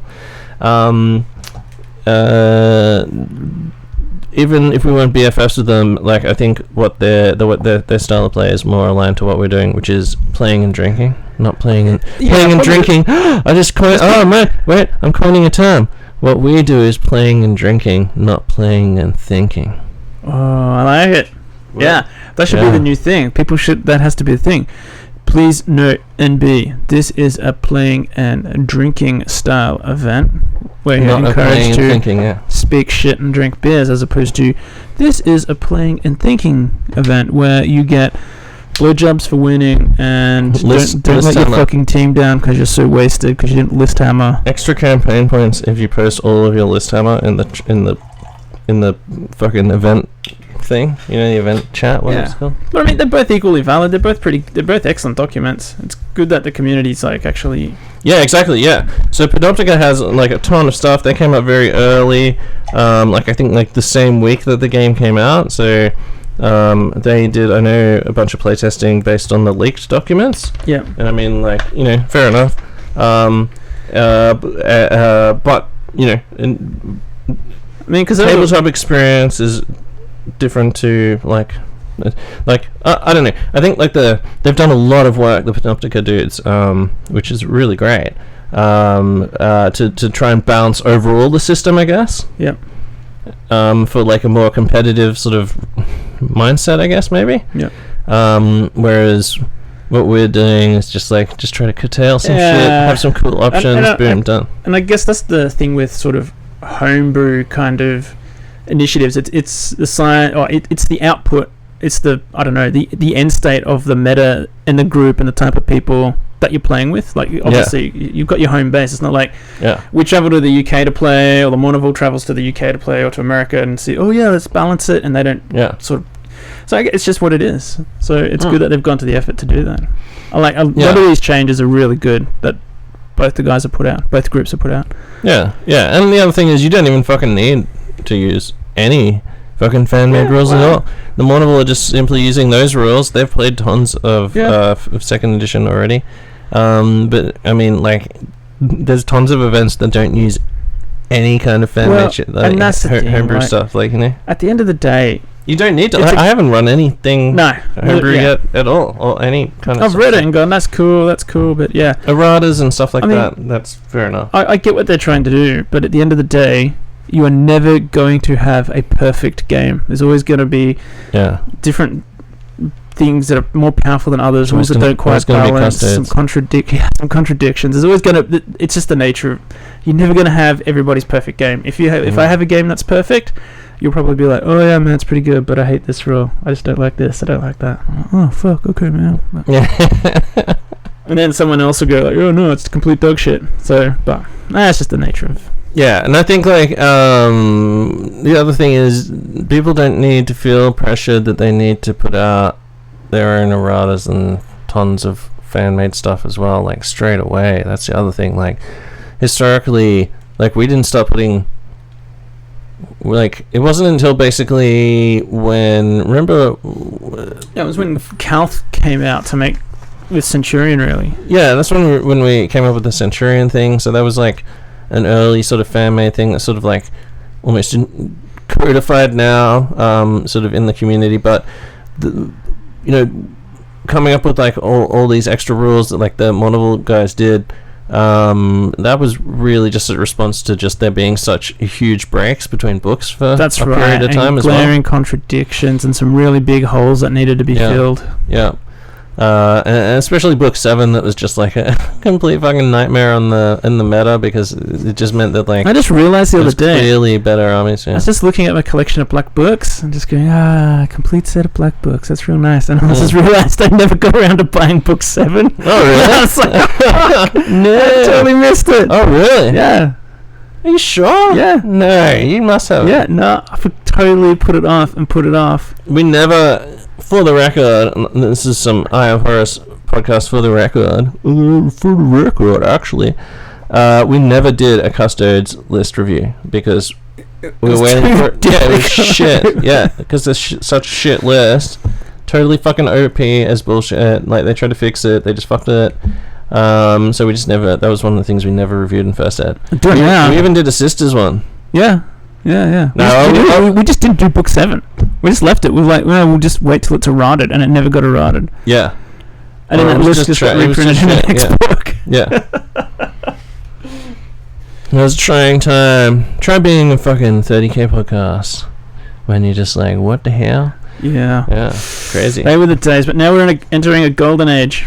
Yeah. And I like, what fucking errata were we using yesterday? What did you pull out your errata at any point, Michael, and go, actually... Nah, because we were just about playing games. So, like, me and Tommy both hadn't played for a little while, so it was like a couple of things that we were like, oh, shit, man, is it this or that? And we just... Yeah.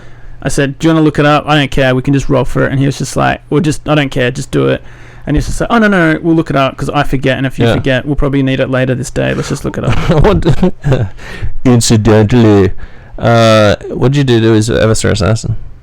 Oh, now that was fucking hilarious. So, that thing is a son of a bitch. So I tried shooting at it, I tried stabbing it, I tried fucking spitting at it. The thing that got him undone Why is it so hard to... Why is it so hard to... It's Initiative 6, it's Weapon Skill 5, it's got a shit ton of attacks, and it's got a 4+ invuln. And he got pretty lucky. And a special reaction. Yeah, and that special reaction, because I'd just be like, all right, rapid firing 10 dudes, and he'd just be like, watch me just run 10 inches away this building, or just kickflip away from that shit, bro. Yeah. So the only time it came undone, it was just untouchable. It just ran into my Legion champion. My Legion champions just like, they're pretty good now, Legion champions, because he's just going, all right, cool, man, let's fucking rumble, because they're not fearless. So Sonic Shriekers, weapon skill 6, but only initiative 5. So it went first. Yeah. And did nothing, and I did 2 wounds to it. And then next round was the last round. He's like, fuck, I really need to kill your guy. And I'm like, what are you thinking? He's like, I might roll the extra dice, and if he takes combat drugs and he wands, he has to take a save or die. But he gets what? Extra 3 attacks. Yeah. So he slaughtered my dude, but rolled 1-1. So at the pass, and he only had 1 wound left, and he just killed himself. Yeah. And then he explodes with an and then he exploded. Explosion. Yeah. So he that's basically, pretty good. But actually. Yeah, it's any roll of a 1 to hit, you take a wound. It's just like, what? Why? No. Oh, and that was the thing, because I didn't get points for that, because he killed himself. So if I had got points for it, it counts as destroyed though. I agree. Like that, we had a 16-all draw, and I was just like, no, I'll give it to you. Oh, really? Oh, you're a good boy. Oh, actually, no. Hang on. No, that was something else. No. Tom, I did get the points for that. It was another thing. Yeah. In another game. That's what I mixed up with. But it was pretty funny that he killed himself. Yeah, man, I love the good old Everstar. I definitely want to try running one. It's just it takes a HQ though. Like it's a HQ. Yeah. Remember, it used to be an elite's choice. You could just chuck an assassin in. Fuck, that would be so good. Like I would definitely run one, but they just I hate the fact that it's a HQ choice, and they're not like stellar. They're good, but they're not like. Great, remember in version 2, one of those that just solo your whole fucking. Oh yeah, when the weapon skill 8, strength 5, tough 5. The Everstar is fucking pretty good in combat, but it has just like a really shitty pistol. It's just like it's like a needle pistol or something.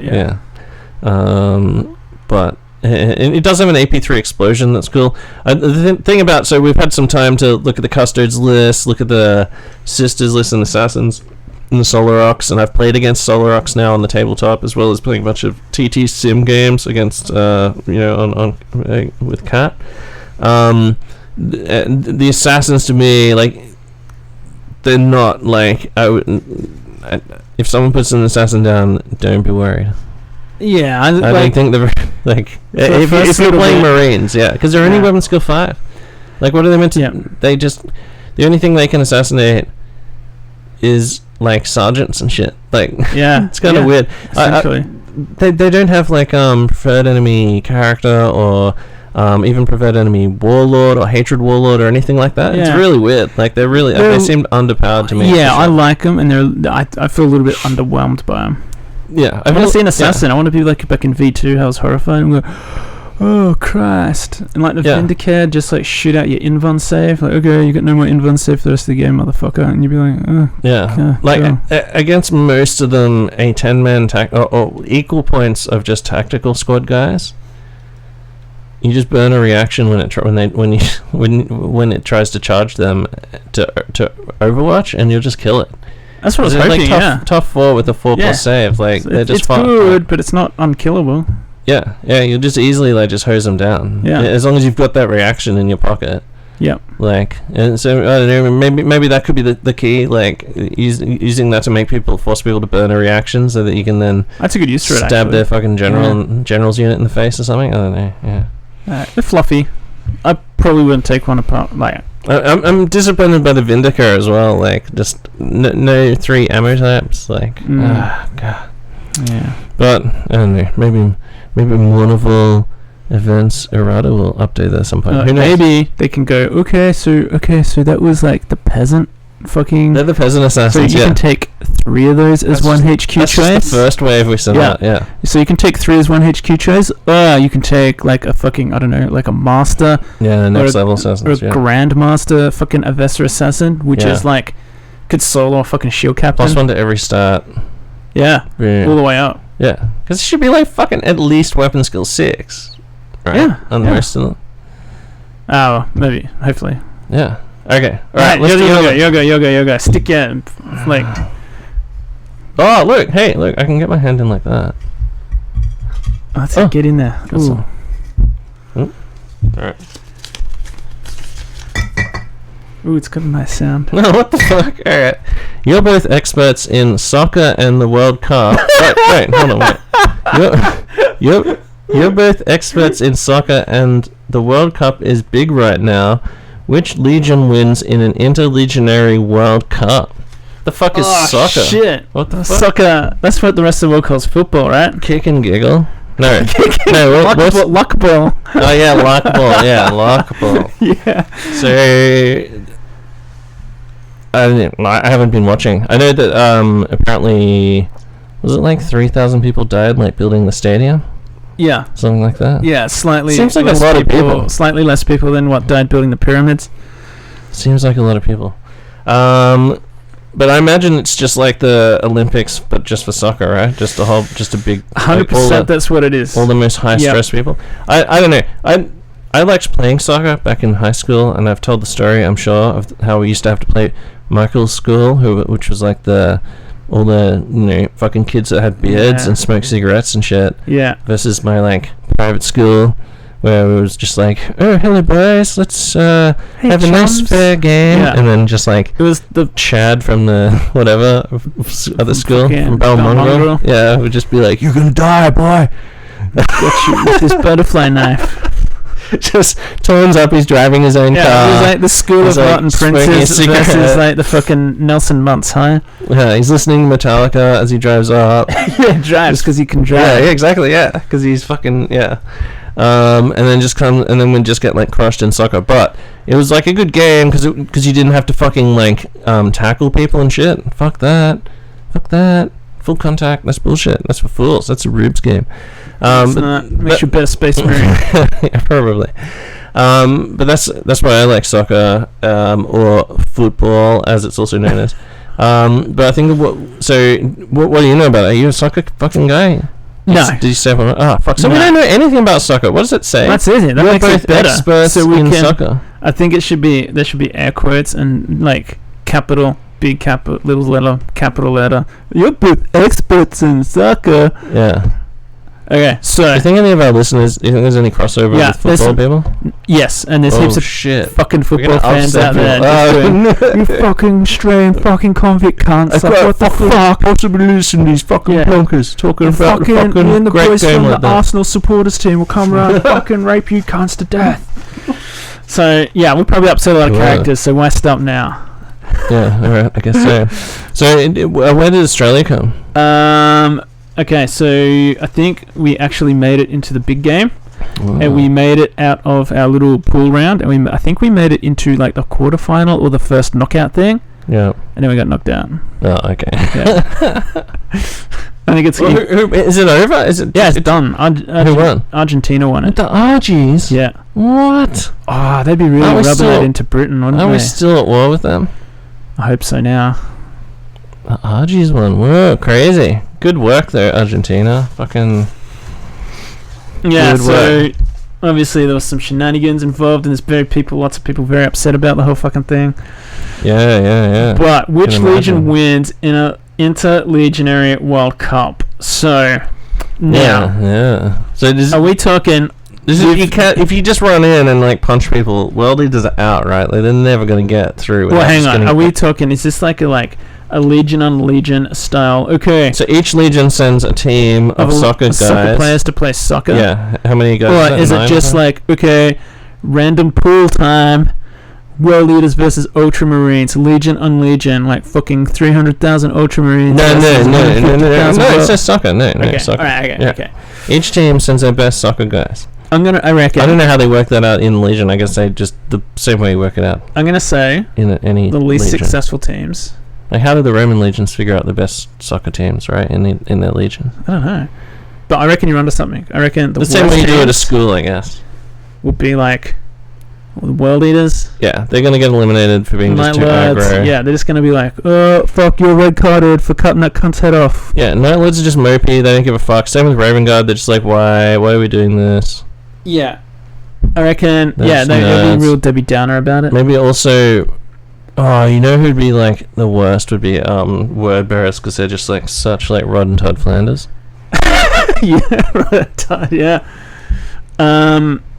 There'd be some mid-tier dudes, like some people that would just turn up just to have a go, like salamanders. They'd just be like, oh yeah, I said I gotta play soccer, so I'm doing it for the kids, man. Doing it for the kids. What do you reckon the best ones are? It's not because I'm biased, but just because of their traits. I think the Emperor's Children will be like, oh fuck, something where we can prove that we're better than every other person in the whole fucking world. Perfect soccer player. Yeah, I'm just gonna send. Gonna send like 15 guys to like learn this for like the next 10 years and just get super fucking. Don't even touch a bolter, guys, for the next 15 years. Just go and play. Yeah. The world game. They go to some ancient soccer coliseum thing, because like. It's the world. Is it the world game? Yeah, the planet game. And where did the Emperor's Children all come from? Like originally. Argentina. The courts of Europe. Oh yeah. So they're going, oh yes, we do fencing and this ancient game called football. So. Yeah, I got science and fact to back up that opinion, not just the fact that I played. Yeah. Oh, okay, all right. Well, yeah. Well, you've convinced me. Like, I mean, they could. It says like in their fluff they would like go and watch a legion do some shit and then just be able to do it better than them. So, 10,000 hours or whatever. Maybe they eat some. Maybe what you do is you start with like 1,000 Marines, and then they all just like play soccer as hard as possible, and then you get the top team from that, like top whatever it is. 8. How many people do you have in soccer? Is it 9 or something? 11 aside. 11. Okay. You get the top 11, you get some subs, you're going to need subs, right? So another 10 subs or something, and then everyone else, you kill them and eat their brains. So not only are you the most highly trained, but you're eating the brains of all the other most highly trained. And you're really just eating the brains eating brains tonight. Well, this is how Blood Angels compete. True. And then they eat all the brains of the other 990 whatever dudes. This might be controversial also, but I think Iron Warriors might be pretty good. What? They'd be like, Petarabo could be like, I can come up with the perfect defense. I can just do this. I'll train all these guys just to run defense. I don't know. Just always get a draw. I think I've got my second, who would be in the final. Yeah. with the Emperor's children. Yeah, who? If we're going, it goes back to being called Lockball. Ooh, who? 1,000 Suns. Oh. No, you can't use psychic. You can't be like... Well, who's gonna know? Just How will they know? How will they know? Like, whoa, the ball just flew in another direction. Kicked that ball 100 meters in the air and did a loop-the-loop, and now it's invisible. Oh, fuck it in the goal. Wow, how did that happen? You're all blinded by the sun. That's bullshit. And now you forgot about it. Oh, a scarab just flew in my face and distracted me at the last minute. They're my bets. No, I reckon Space Wolves, because they're like very aggressive, but it's like a controlled aggression rather than like drinking, like a world eater style, just dumb like. Yeah, well, Scandinavian countries have good football teams. Yeah, do they? Oh, I don't know. Yeah, probably. Yeah, Sweden and Denmark. I thought they were really good at like like skiing and shit. Yeah, that's all part of it. Yeah, skiing and shooting. Ah, fuck, I just had another good idea for who else would be good, but then I forgot about it. Was it Night Lords? No, that'd be horrible. That'd just be like... Nighthauntr would be really good as if the Primarchs were allowed to play, because he'd be able to see or he'd be able to know... maybe he wouldn't. That's who would be good at it. White Scars, because they're just like super fast dudes. They're all just like little... Oh, true, yeah. Get around you. I'd fucking... Yeah, same with Space Wolves though, they can run and shoot. Oh, and charge. Shoot, yeah, doesn't say what they shoot. Shoot girls, shoot skulls. Yeah, shoot girls, kick balls, shoot girls, drink skulls. Yeah. Are there any other legions? I guess like there's just like all the tryhard legions. Yeah, like fucking. It has to be like, Ultramarines. So draw. Okay, we'll play soccer. Whatever, Dad. Show man. Ultramarines, word bearers. Ultramarines are probably pretty good. Dark Angels would just be like pretty like just run of the mill. Like what are the run of the mill countries for soccer? Like Australia? They're like Australia. Run of the mill? Nah.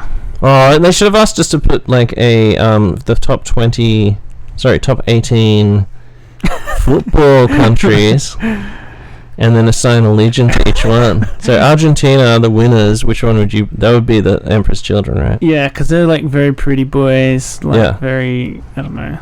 Yeah. Yeah. Playing the and then there's just like the fucking 10 filler legions in the middle, and then just like I don't know. It's controversial. For some reason, I've always like related the Night Lords to Brazilian favelas. So really? Night Lords is just basically Brazil. Roots, bloody roots.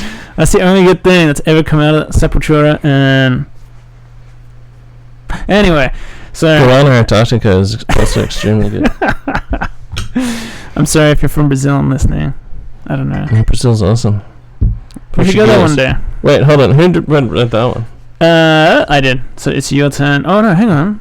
No, I read that one. That was a soccer one. Yeah, that's the weirdly soccer themed one. You finally figured out how to get your hand in the jar. My hand like that, I can get it in. Whoa! But there's no way I'm getting like my thumb in there as well. You should just take a photo of like that. Fisting the jar. That's just what happened. It's not even mine. It's just this urn that was delivered. So it's time for another round. Let's see. Okay. Whoa, here we go. Okay.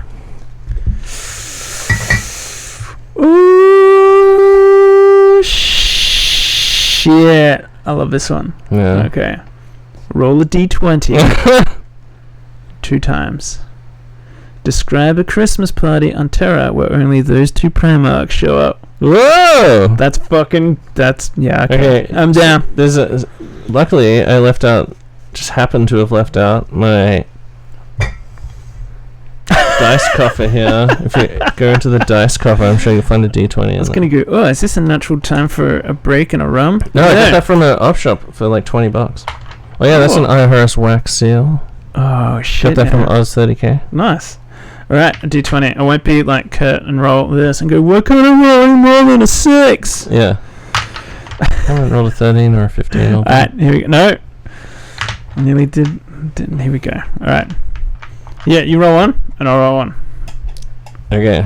Alright, so Tim's... And you can roleplay this Primarch.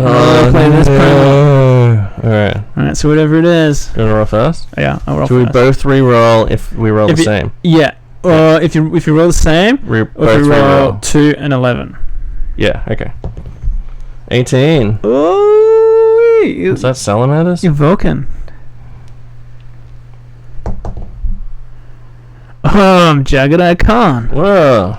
Vulcan and Jagged Khan. Oh, well. The two, like, yeah, alright. Well, wait, what does it say? What's the question? Yeah, so, roll a d20. Describe a Christmas party on Terra where only these two Primarchs show up.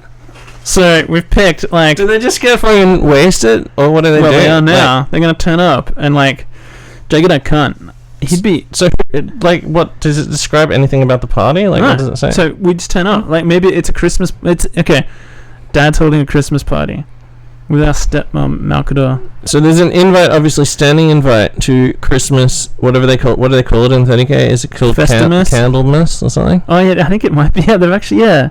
Is it something like that? Or am I thinking of, is there a metal band called Candlemas? I think there might be a metal band called think there is some kind of Christmas analog. Warhammer Christmas. Oh, don't, man. You're going to get some Warhammer community thing with, like, a goblin drinking eggnog and, like, wearing a fucking sweater with cats on it or some shit. James Workshop. What is this shit? See, don't Everything stop, we know stop. about... No, I want to know... Warhammer... what is... Do I need to say what is Christmas called in Warhammer? Yeah. I think you're right. I think it's something like... Sanguinale within the Warhammer 40,000 community and fandom, Sanguinala is often parodied as the in-universe equivalent of Christmas. The name Sanguinala itself having origins in the Roman feast Saturnalia, which is said to be a major influence in the formation of the Christmas holiday. Whoa, Sanguinala. So there's a standing invite to Sanguinala at Dad's house. Yeah. And we're like, okay, cool, time to show up. I'm guessing whatever. Nobody else can make it, because I know. Fucking. Well, we get there, and then we're like, wow, who else is then? There must be there must be like snooty custodes who are like, oh, you're here, fuck. Yeah. Guess we have to open the place up. Yeah, oh, just come on in, alright. Just come in. I guess we have to, like, sweep the room for assassins and fucking poisons and shit. I'm Jagged Khan. Like, I'm turning up. Totally shitters on my fucking jetpack. Just be like, just landing the plane. Hey, it's Sanguinalia. And just like custodes are like, wait, keep it down. I'm just like, what weapon do you bring to Sanguinala? Just like your usual, like, what's your everyday carry when you're? No, nothing. I'm just going to it's cash. Nothing. Yeah. No, you have to have a weapon. Christmas. Yeah, but it's your fucking warrior king on, like, fucking ancient Terra, like. Yeah, I'll just turn up on my bike, man. What if there's someone who tries to shoot you or some shit, and then you have to have, like, a Star Wars style chase? What are you gonna do? Just punch him in the face? Yeah, and just gun them down with the heavy bolter on my back. What if they send assassins after you or something? Oh, okay. So you're unarmed. Yeah. Oh, okay. I'm there for a good time, not a brutal time. Well, I'd probably have, like, a special Christmas Sanguinala themed hammer of some kind, just in case of shit breaking out. What? So okay. So Vulcan's fucking but very, you know what I've got? Like, very wise. It's wise to carry a weapon. Jagged has, like, got a pretty good sense of humor. Yeah. So he's like, I've heard of this ancient fucking custom of Satan clowns. I have a sack on a sleigh, S-L-A-Y, in a sack of treasures I've taken from defeated enemies to redistribute. Yeah. So I've got, like, I don't agree with that, but sounds Vulcan, interesting. like, a present. Okay, what is it? Okay, yeah, I guess I'll greedily rip open the pack. / open present from Jagged Khan. Yeah, so it's a... is it something tasteful? No, of course not. What is it? It's like the skull of the lost... Yeah, it's like a skull of the lost Xenos warlord I took, shaped into a drinking stone. It's totally fucking appropriate for you. I guess Vulcan just, like, what would he do? Just be like, well, very fine trinket. Oh no, a very fine token. Yeah, you have to pretend to like it. Yeah, and then just like, well, I guess I shall drink a celebratory drink, and I'll just, like, shake it at, like, a nearby custode. Who brings the drinks? I'm gonna take a perception check to see if you're bullshitting me. I know you actually like it. That's cool. I'm like, yeah, I actually like that. That's good. That's true. What gifts would we bring? Like, what would Vulcan bring? Like, just some, like, butt heads for everyone, just because I'm like pretty low effort. I just want to, I don't know, give people presents so I can like. They usually just gave each other weapons, right? Like remember when Vulcan went to Isfahan 5, he was carrying like a pistol that Ferrus Manus made for him. Yeah, that's true. One that just like shoots beams through fucking. But like, what's Jagged Eye gonna make? Fucking like a dream catcher out of horsehair or some shit, and just go, hey Vulcan, greatest artisan in the gift world, in the world, have like a fucking dream catcher, bro. Yeah, that's true. I don't know. Yeah, does Vulcan give a fuck about that shit? I know, like Fulgrim, he was in on the whole like weapons trade thing because Fulgrim made fucking Forgebreaker, obviously. And then Ferrus Manus was, and then Vulcan was. But was anyone else making guns for each other? Not that I can think of. Vulcan made his own stuff. I feel like Ferrus Manus might have given some sweet gun to like to Magnus as well. I don't know. Maybe I'm just imagining that, but yeah, it'd be pretty. I guess there's lots of legions that. I think this Christmas would be pretty dour because I'm gonna be shitters, and you'll probably be sitting there quite politely going, "So when's father getting here? Yeah, like, I'm here for where's our brothers?" And I'll just be like, "Oh." I'm using 99% of my brain to think about just cool fucking Salamanders themed shit. Yeah, and I keep trying to tell some joke I mean, and like, Vulcan, what is good in life? And you keep whatever you say, I'm just like, no, and just say something fucking outrageous, like, I don't know. But you never get it right, and I keep asking. Hawks on men, yeah, that's a weird matchup. Like Vulcan, who's like this like philosophical dude, and then just like. I've never thought about like these two relations. Yeah. I can't think of a time where these two Primarchs, apart from our Christmas party, have actually had anything to do with each other. Yeah, that's crazy, yeah. Just imagine a conversation between them, it'd be so weird. And like, just based off, you know, like, I haven't read every single novel, and like, but Michael's saying, like, he doesn't remember them ever confronting each other, or at least talking to each other, but, like, just based on, like, the fluff and shit in the Black Books, and how the legions operate, and how the Primarchs are described, it just seems so fucking crazy. Yeah, and the other thing I'd be doing is I'd be like shitters, and I'd just start talking smack about my brothers, just going, yeah, man, I reckon I could take Mortarion. I could take Horus's fucking head off. Fucking take Mortarion's fucking face off. Yeah. And does he hate Mortarion, does he? Yeah, I'd actually face off and... Ooh, yeah. And just be like, yeah, I fucking take people. Yeah. I'll take him deep, man. And then, yeah, like, fucking, yeah, Vulcan's just like, and then, like, yes, I reckon you would, yeah. When the Emperor turns up and Malkador turn up, it's like, oh, the party's about to start, everyone should be here by now, where is everyone? And then I'm completely fucking shitters. You're looking at your, like, cup that I bought you. Yeah, just weighing a heavy hammer in my hand, just being like, yes. Malkador's just like, great turnout. And then, where's all the good kids? And they're like, oh, they're all doing genocides. Is there any more of a crazy matchup than that? Like, other than, like, the most inflammatory ones, which would be, like, you know, fucking Dawn Patrol. Yeah, like Russ Angron, Russ Horus, Russ... the other guys. Kurz and fucking... Kurz and Russ. Yeah, Kurz and Fulgrim. Kurz and Dawn. Russ and Lionel Johnson. Peter Rabbit. Kurz and Gilliman. Peter Rabbit. Kurz and the Lion. Yeah. He's like... Actually, I think Kurz has like fucked off more other Primarchs. I think we worked it out one day that he'd fought more Primarchs than anybody else. Yeah, he fought Lionel Johnson and Gilliman at the same time and clowned them. He put Dawn in the fucking hospital. How many Primarchs have fought two traded Primarchs at the same time? Like, and Nighthorner's done that twice. Because remember, he fought. Didn't Nighthorner get chased away by? Oh no. He fought Sanguinaire. Oh, I don't know. He'd been before Sanguinaire, so I'm not sure if he's actually fought him. Nighthorner's been the only Primarch who's been in Primarch three-ways, right? Because he was in the one where Lorgar and... Famous Primarch three-ways. Yeah, where Lorgar and Corax were fighting, remember? And then...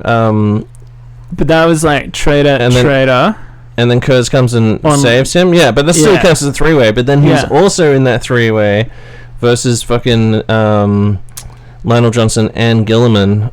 I don't know if on McCrag, and he fights both of them and just totally like clowns them. They can't do shit to him, and he's just like, loves. Yeah, see ya. And then he just jumps on a jet and punches his hand in the windscreen. That would have been the best Christmas ever, because he just would have turned up fucking on heroin and like, it's a Curse Christmas. Yeah, it's a Night Haunter Christmas.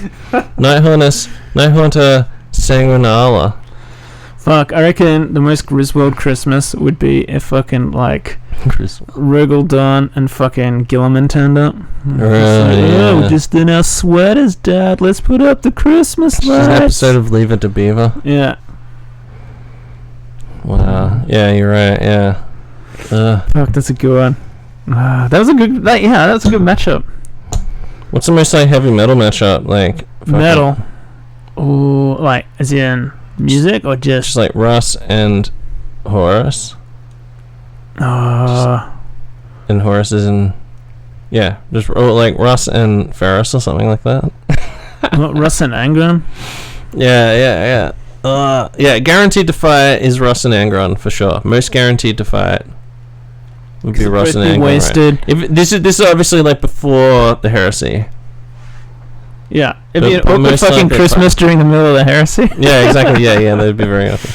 So, what's the rest of the family up to? Putting Heresy on hold when we have a Christmas. And we're going to have the soccer match. I was going to say, it's like the thing of World War One. Yeah, they can come out of the fucking trenches and kick the luck ball around. Interlegionary soccer match followed by Sanguinala Primarch Feast, and everyone's invited, even Traitor and Loyalist. Just for lunch. And after that, all bets are off. That's fucking crazy. All right, how many other there? So we've gone through 1, 2, 3, 4, 5, 6, 7. So we got 3 more. Ooh, 3 more. Right.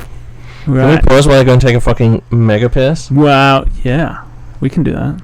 We should put on some music. Or do you just want to talk in here and like babble in the mic while I go? No, let's put on some music. Let's put on like some Christmas music.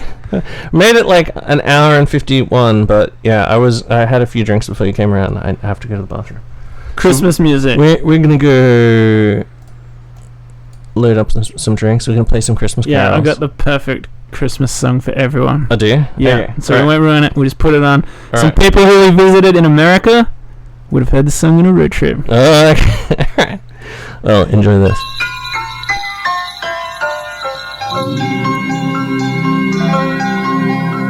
Quite often I get to thinking how as kids we got by.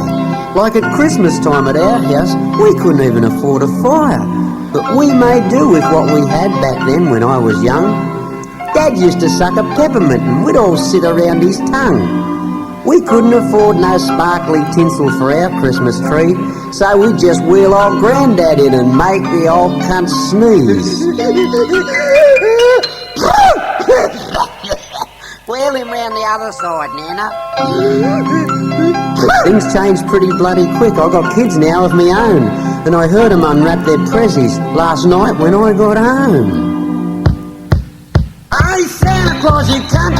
Where's me fucking bike? I've unwrapped all this other junk and there's nothing that I like. I wrote you a fucking letter and I come to see you twice. You want our geriatric farts if I got me fucking bike. If I'd have wanted a pair of bloody thongs, I would have bloody asked. And this cowboy suit and ping pong set you can shove right up your ass. You stuffed me bloody order up. It's enough to make you spew. But it's not just me who's snaky. Me sister's dirty too. Hey, Santa Claus, you cunt. Where's me fucking plan? You promised me you'd send me one, and you remember who I am. 'Cause I'm the little girl what you made sit right on your hand. I'll give you fucking ho-ho-ho, you forgot me fucking plan. Next time I come to see, I'm gonna punch you in the guts. And I'll let your fucking reindeer loose and kick Rudolph in the nuts. You just wait till next year when you get back to that store. And me and me little sister come stomping through the door. And we'll say, yeah, you wait for it. Hey, mums and dads, just smell his breath and check his bloodshot eyes. And don't listen to him, boys and girls, 'cause he tells fucking lies. He's just a piss tank and a pervert, and he's not even very bright. 'Cause the old fucking wanker forgot me fucking bike. Hey, Santa Claus, you cunt. Where's me fucking bike?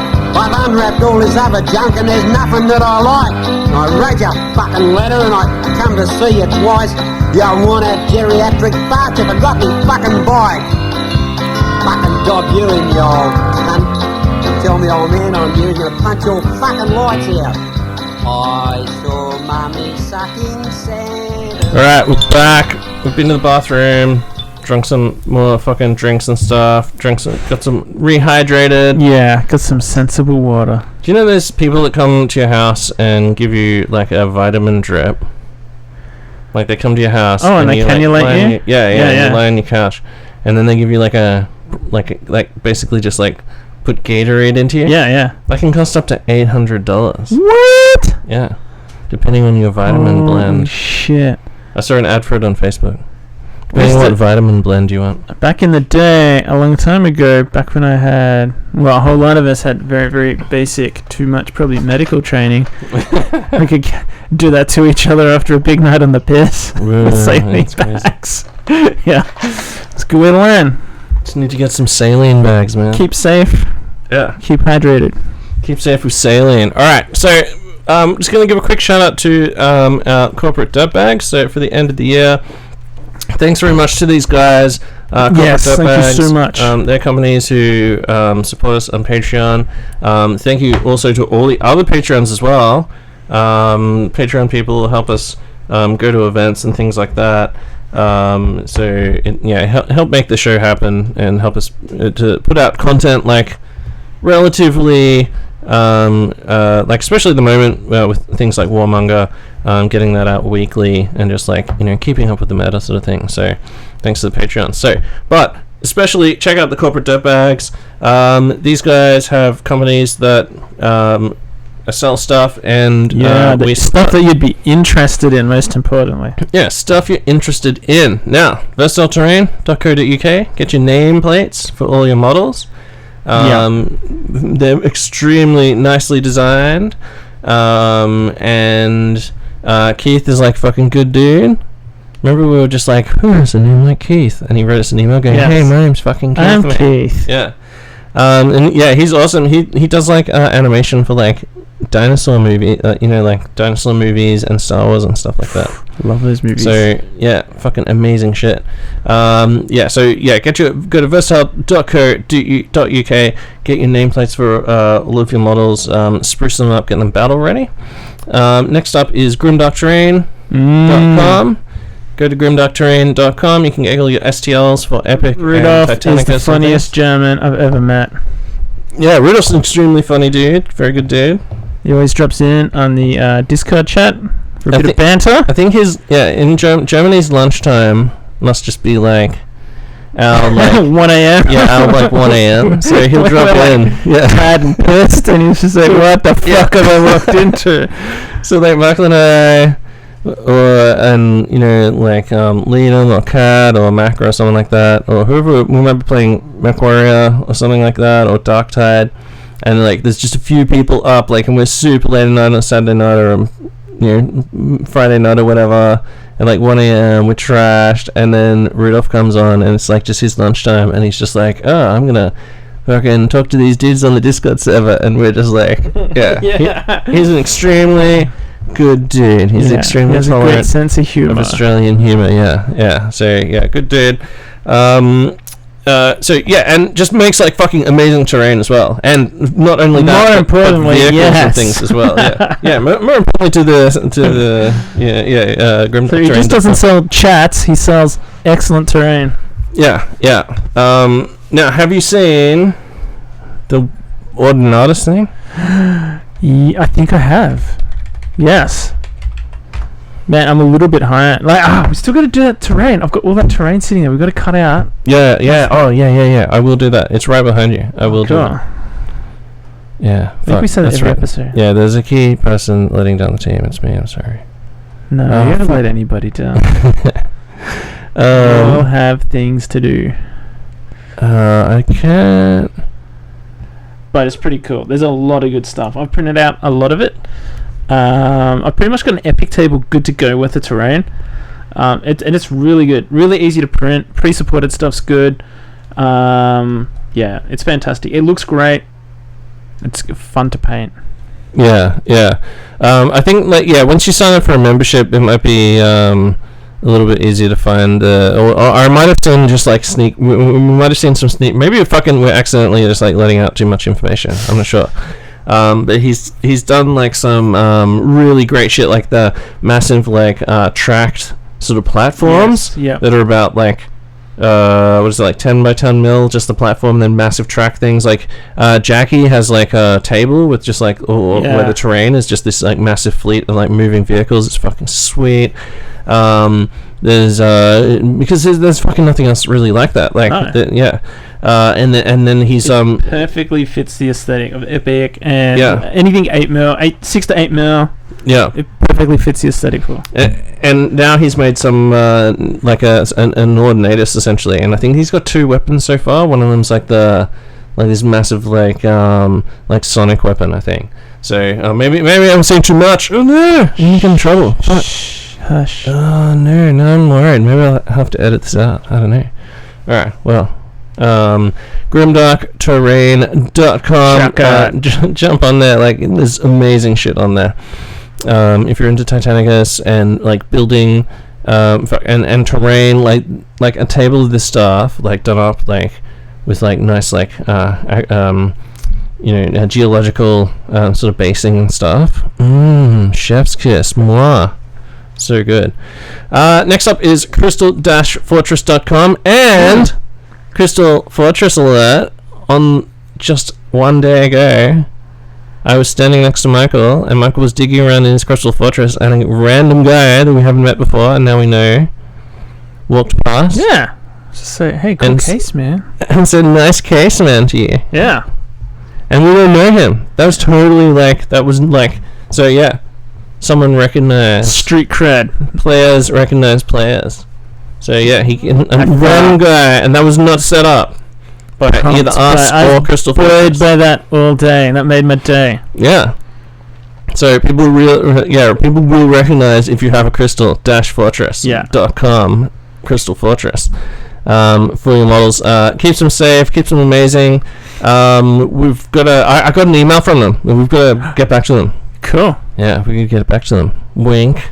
Right. But yeah, I'm keen to try out some more of their stuff, if you know what I mean. Yes. Yeah. So, especially for Necromunda, like I'm super psyched about that. I like the aesthetic of just being able to carry like a smaller case with my little dice holder thing.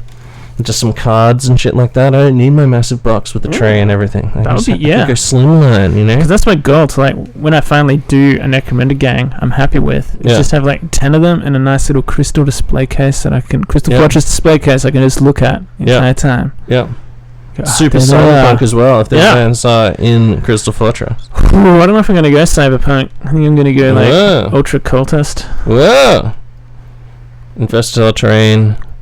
Nameplates as well. Yeah. Next up, Skeleton Games and Terrain. Skeleton Games and Terrain, one of our corporate dirtbags. So they've subscribed to us on YouTube. On Patreon. They give us some money, and we direct you to their YouTube channel when they sell some files. So go and check that out. We've got a night on there. You can go and check out what Skeleton Games and Terrain. I'm going to check that out. I'm looking to print some more stuff. I haven't fired up my printer for ages. Yeah. Good stuff. Next up is Black Label Painting. That's Dave from Black Label Painting. Check them out on Facebook, and just search Black Label Painting, and you'll find them. They're experts at doing Titans, things like that. Yeah, night houses, Titanicus stuff. First person in the world to paint a termite. Exactly. Yeah.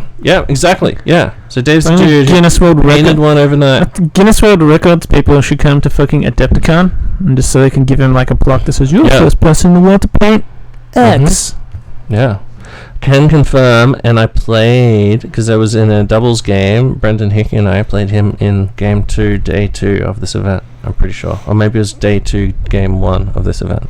But he painted it overnight. Like he bought it, painted it through the night. Yeah. Ran it the next day. I was saying to you the other day, and I shot whole points of it. That we've got to go back to Adepticon so I can get some more slate for a new fantasy project. So you get some more slate. Oh yeah. Okay. Right.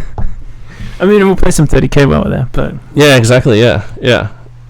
Yeah, that'd be good to go over there again. Got to do some more travel. Fuck, man, it's so crazy, that whole COVID era. Well, now we can come... Yeah, that's the thing. Like, I think about going overseas and go, oh, we can't. It's all fucked up. I'm like, oh, wait, no, it's back to normal now. No one cares. Oh, yeah. No one gives a shit about that anymore.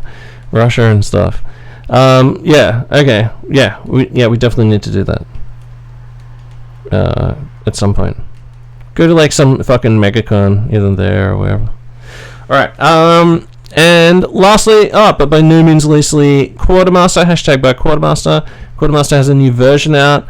Now, you have to have, I think it's iOS 14 or higher. So it won't work with, like, every old fucking iPhone anymore. My iPad's from, like, when my child was born. Yeah. And it's, like, 10 years old. And I've got a version of it, but it just goes, no, you can have the new version. However, to use the new features and stuff on the new version, you gotta upgrade, unfortunately. So, yeah. So you need to try and... If it's just some fucking old device and the only thing you're doing is Quartermaster, your device will probably handle the iOS. Yeah, unless it says specifically you can't handle this don't version. fret. Like, I've got one of the oldest dirt iPads in existence now, but... You can still update all the army lists and everything because of the way it works, which is downloading templates. So So what you're using now, if you have fucking if you have Quartermaster, is still gonna like work. But if you have 14 or above, you can get the new version, which is even better. It's got like remember to report any bugs as well, and things in lists. Like if something's missing in a list or some problem, you got to report them because remember it's. Quartermaster provides the service, but the actual lists are fan-made. So you need to report the list problems to the list people who are actually making the templates. Because Sean can't make the templates, like that'd be illegal, right? That would be bloody. It's fan-made templates that you have to get and obtain and upload. But so you need to, if you report problems with them, like they get fixed like straight away. But yeah, so the new version, I still haven't even upgraded. I've got to upgrade my phone to 14. I went to do it and then it said I didn't have enough storage or some bullshit, and I'm like, oh, now I'm going to delete stuff. Or then just millions and millions of pictures of fucking 30k stuff. No, it's just I could upgrade the iOS. I've just got so many pictures from events. Yep. Because I remember the Instagram phase, unlike certain people. Yeah. That's the thing. The other day, you're like, well, how many pictures did you take today? And I'm like, none. I forgot. Hey, you could take at least a couple so you remember your games, bro. What the hell? Yeah. But yeah, so Quartermaster, buy Quartermaster. It's the best app for doing all the stuff you want to do. The new version, I haven't played with it yet, but from what I've seen and what Sean's shown me on his phone, there's a lot more features. Makes it a lot more easy to search for lists and things like that. If you're a fucking insane list hammer person like me, and you have just like hundreds and hundreds of lists, and you have to scroll for forever to find shit, you can sort of collapse things down and make it easier to find the list you want to just work with. And then it also updates the things like Necromunda. Now when you buy upgrades and certain Necromunda shit, it'll upgrade automatically update your stat line. And then there's like a gang sheet printout basically, where you can just like print out your gang sheet. Oh, cool. Before that's games. Good. So as long as you got a printer, like boom, fucking like there's my list. It's right in front of me. It's just like having cards essentially. Yeah. So yeah, some good shit in there. Like definitely want to. That's why I want to update, because we're looking at Necromunda in the new year. So yeah, hashtag buy Quartermaster. Go visit these guys. These guys are all good guys.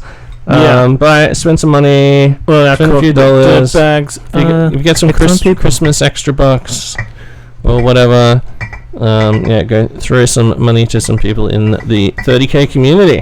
The just possessed. I got rocks by Sean's Deliverers just the other day. So if you buy some Quartermaster, buy a license for Quartermaster, you're basically sponsoring Sean, rocking my shit with Deliverers. Yeah, you're so if you hate me, supporting do it. Terrorism in the Underhive. Exactly. Yeah. Oh no, I mean his Terminator Deliverers. No. Yeah. Well, worst of all Terminator. Supporting violence in the 31st millennium. Yeah, exactly. Yeah. All right, cool. Okay, well, we've got 3 more of these things. Whose turn is it? The jar's anxious. Yeah, the jar is anxious. The jar's shaking. Jar hungers. What the fuck? Is it your turn or my turn? I can't even remember. What was the last one? Oh, I've messed them all up. Oh, have you? It was Christmas. I did Christmas it. soccer one? I did it. Alright, it's my turn. Get your hand in there. Whoa. Oh, get in there. Do you want me to spit on it? No, you need to tip it up. They're hiding at the end. Oh, yeah, I got it. Ugh. What you got?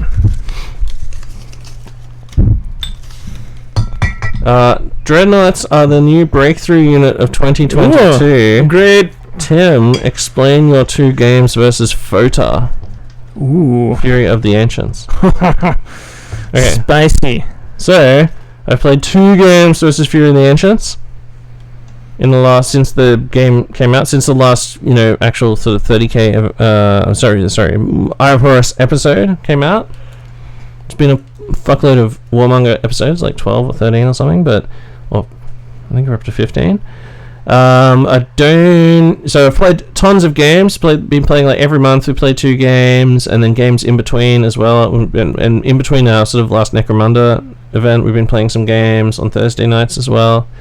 Playing around mates' houses. I've been going over to Games Workshop to play. So I played... Heresy! Yeah, my name's on a plaque at Games Workshop Capalaba. That's Heresy! I'm on the Capalaba Club. Best spots. Wow, who would have thought that Heresy would be played in a Games Workshop after all these years? I know. I haven't actually made it mainstream. I haven't actually set foot in Capalaba Games Workshop. I'm sure it's very nice. I've only been to the Battle Bunker, which was hosting the Capalaba people. Oh, I didn't even know there was one at Capalaba. Yeah. Apparently, tons of people out there playing 30k. Now, the Capalaba the Capalaba Cup, it rotates between Horus Heresy, 40k, Age of Sigma. Yeah, that's the one. I'm being nice. But mine's on there for 30k spots. Boom! I'll have to go out to the Capalaba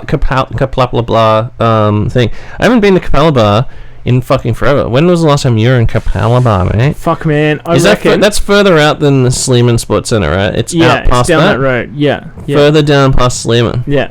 The fuck is out at Capalaba? I remember one day. Oh, where that A-Mart used to be and shit. Yeah, I remember very distinctly one day. Me, you, and Kathy went to some dude's house to buy a Pelican case in Capalaba, really 12 years ago. Oh yes, I do remember that.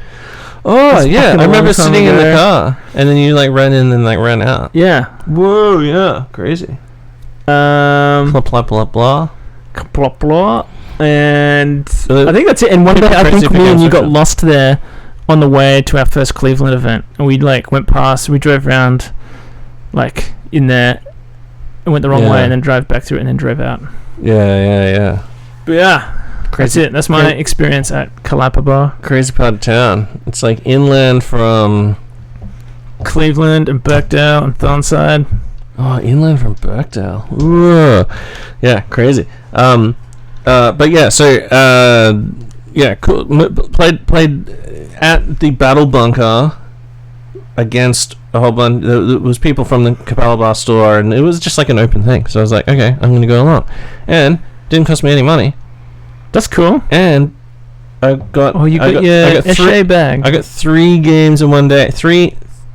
3,000 point games. Holy shit! In one day. That's harkening back to old fantasy days. Yeah, 2 hour, and fucking we came through it, man. We fucking got through those games. We played all 3 games to completion, and against me and I played Tommy, who the only person I knew other than myself. Do I really know myself there? If that's was Tommy. And he was running fucking Iron Warriors, and I played him in the middle game. But to get back to this FOTA thing, was it? Dreadnoughts are the breakthrough unit of 2023. So I played against a dude. Oh man, it was so long ago, and I've played a bunch of games since then. But I can't remember his name. I'm sorry. I think it might have been Evan, maybe. But he was running Imperial Fist FOTA. So his army was Dread Daddy, 3 Contemptors with Gravis cannons and shit, and fists, and 7 Leviathans with mixed weapons. So that was pretty fucking brutal. However, what did you do? However, I am loaded for fucking bear because of all the fucking times that someone playing Mariskara with, say, 2 outflanking dreadnoughts just rolls my flank and fucks my shit up, or Night Lords like come and just like directly teleport down and harass my shit. I'm like, no, fucking, this will not stand. So that's ready. That's why I have prepared. That's why I have 2 dreadnoughts. That's why I have fucking the Graviton Maritat, and that's why I have the Graviton cannons as well. Yeah, so all of that shit is just a fucking hectic amount of haywire. You can just dump it across shit. It slows them. It fucks with them. Just wounds on the 2+ and the 6+. They don't even get a fucking save. Yep. On a 2+, they just get a 5+ save. And just like I was able to just like, it was blood feud. So the reason I won was because it was blood feud. So you went, what should I take? I will pick dreadnoughts for bonus points, please. If it had been, I think like from the way that the game played out, if it had been, so blood feud was, I chose dreadnought, so I got 2 points for every dreadnought I killed. So I killed 7 dreadnoughts, got 14 points, and I killed his general, so it was like 15 points, I think. And he chose infantry, and I think he only killed like 2 of my squads or 3 of my squads or something like that. So because it was blood feud, the game was really slanted towards me because I had a very small amount of infantry, which is the smallest amount, like a small amount of the least points you can get. Yes. Whereas he had a lot of what I could just get by just killing 1 dreadnought, 2 points. Yeah. So I was able to just exterminate a ton of his shit, including my Maritat, who killed 2 dreadnoughts in 1 turn. Holy fuck. Through like a Overwatch or a return fire or something. Yeah, so there was 2 Leviathans coming for him basically. He shot 1 Leviathan down to 1 wound. And then the rest of my army shot a second Leviathan down to 1 wound, the other one. So there's 2 1-wound Leviathans, and he goes, okay, well I'm going to shoot you with this Leviathan. So I say, okay, I'm using my reaction to return fire. So I can't chain fire, so I don't get 12 haywire shots, but I get like 2. But I get 2 haywire shots, so that's enough to just kill it. Boom, boom, kills it. Then I survive because I've got a Cyber Familiar and I've got a 4+ Invuln and a 2+ armor save. So I managed to survive. It's like Storm Cannon or whatever the fuck, and a Graviton whip or whatever the fuck it was shooting me with. Then the second one is like, okay, I shoot at you as well. Somehow I managed to survive that.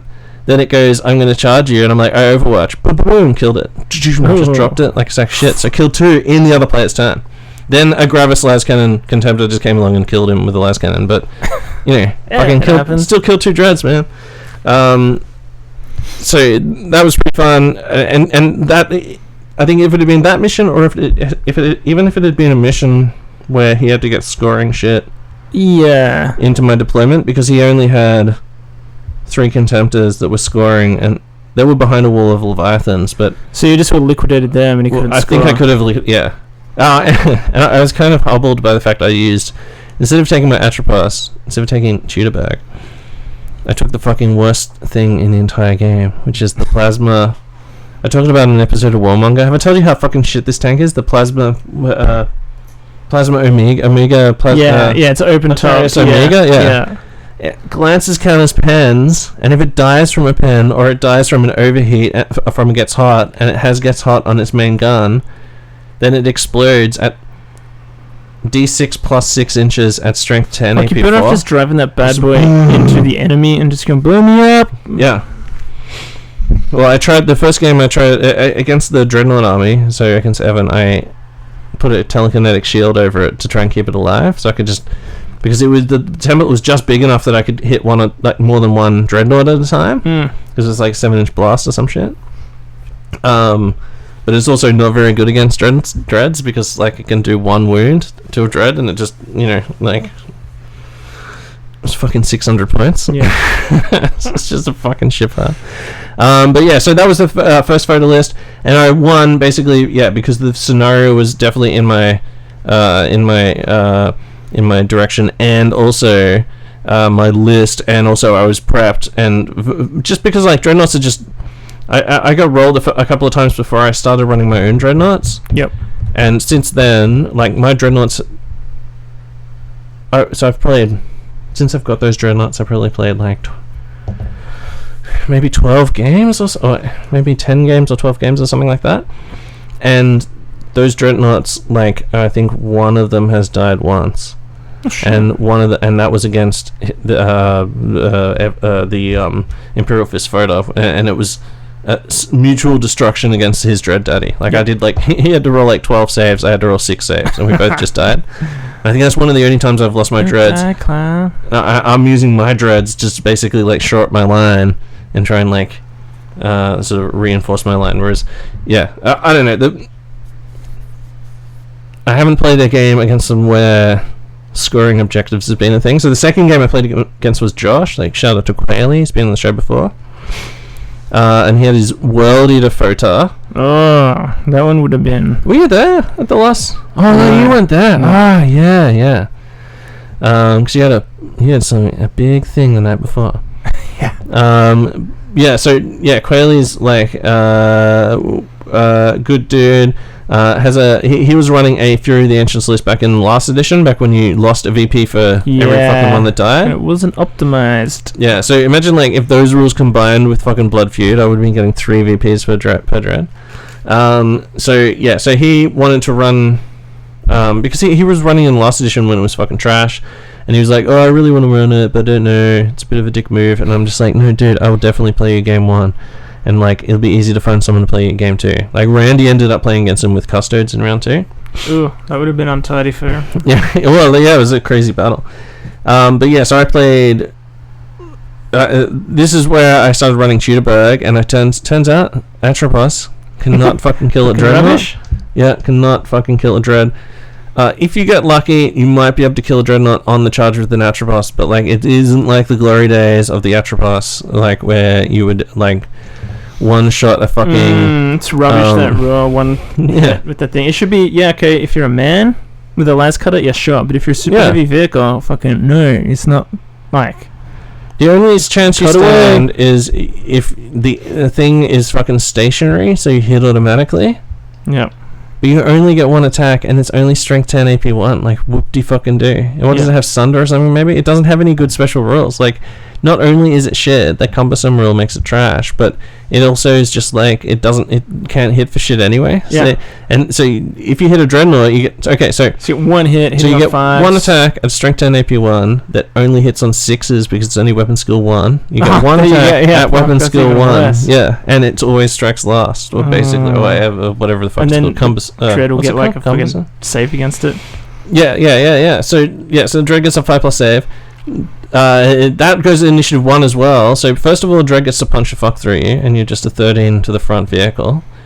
Then thanks for coming. Yeah, then you get your 1 attack hitting on 6. Oh fuck, didn't hit. Then you get D3 plus your attacks, which is 4. So D3 plus 4 attacks at strength 10 AP2. But if you roll badly for that, then you can only get 5 attacks. The problem is you're only weapon skill 4, so you're only hitting on 5s with those. Yeah. So I hit like twice, did 2, maybe 1 wound to this Dreadnought, and then due to the rules, you're not locked in combat with Knights anymore, or Titans. So it just walks away. It didn't even walk away. There's no point. It didn't even need to walk away. It just like stands there and goes, I'm just going to pump you with a fucking, just Jack Ruby you with a fucking multi-melder. Gravis multi-melder. That's so rude. It just fucking finished me off. Just blew it, just killed him. But even if that 2-shot melter shot with, I don't think I even got I think I got an iron save maybe, so 4+ save to the front. But even if he hadn't killed me, he would have just been able to charge me and got full attacks for charging. It was a World Eater Dread, so an extra 2 attacks on the charge. So like, what the fuck? And I had 2 arm. No, I had a melter and an arm, so it would have been 5 attacks on the charge or something like that. Hitting on 3s, just fucking punching the shit out of him on a 4+, or glancing on a 4. Yeah. Oh, no, wait. No, 3, because it's strength 10. No, Dreadnought Fist only strength 9. Like the punchy fist is only strength 9. Yeah. But yeah, so... Yeah, Atropos, no good against Dreadnoughts. Do not get into combat. What Atropos has, though, is that 36-inch range, large blast, strength 8, AP2 shot, and night vision. So that's pretty good. Yeah, that is good. So if you can force a night fight, or if some fucking if you make the Vortex Night Lords player goes in, the Vortex now, I looked that up finally. It doesn't move around anymore, and it doesn't disappear. It stays in effect for the rest of the game. And if you go into it or move through it or whatever, and you can't draw a line of sight through it, you take a strength 10 AP1 hit. Yeah, it's pretty good. Fuck you.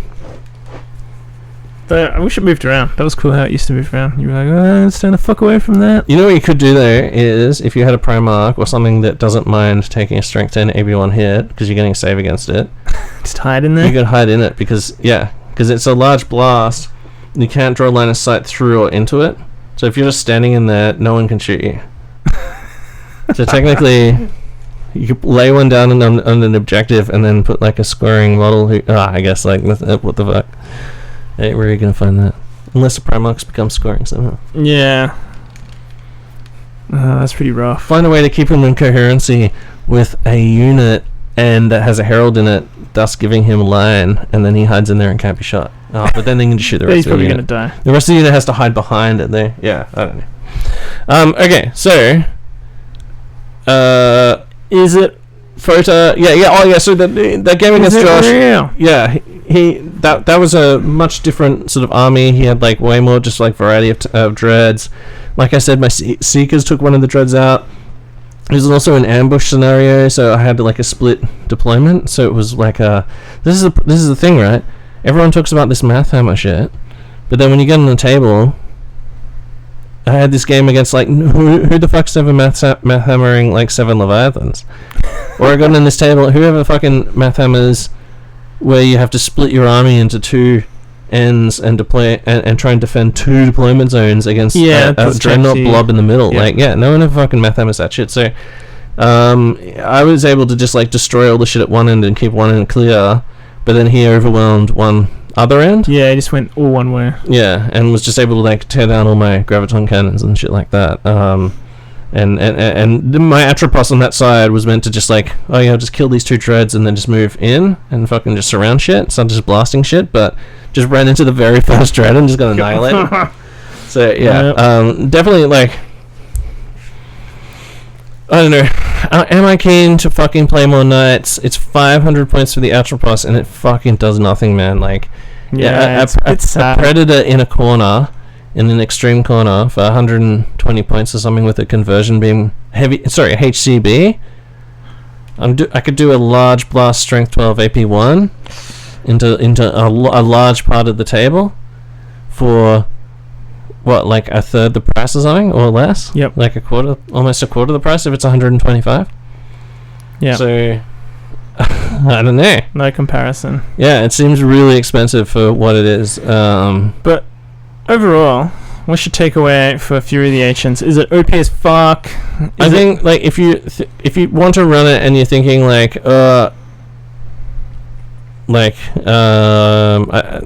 certain missions, I would assume you're just gonna fucking like shit all over people like really easily, and against like against a balanced list,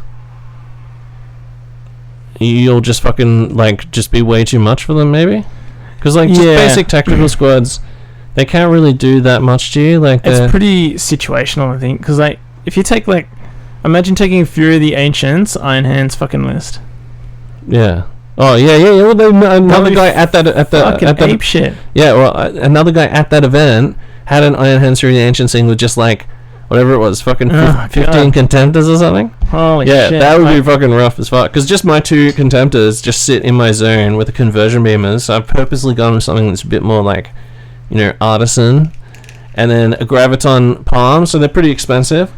And they just fucking like, what sentinels, man? They just keep fucking cunts out of my shit. Like, stay away from my fucking culverins, stay away from my graviton cannons. And if you come near us, a good chance of blinding you.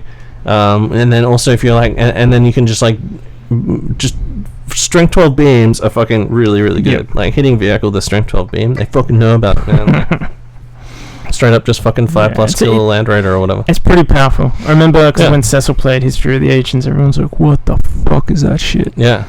And he had like fucking Iron Warriors. Well, dude, strength 12 beam is one of the most, probably the key weapon if people are running like the Achilles, something like that, like fucking, because it's just like it's not armor bane, it's just strength 12. It's like on a 3+ it's a pen, and then I roll 5 and you're dead.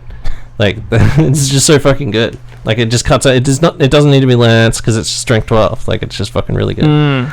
So yeah, I think it's a good counter to things like Achilles or like heavily armored fucking shit. If there's some way that you can stack like fucking +1 in the damage table, like you used to be able to, that'd be good. I used to be able to do that with Auto Reductor, give the guy like basically the 4+ destroyed result. Yeah.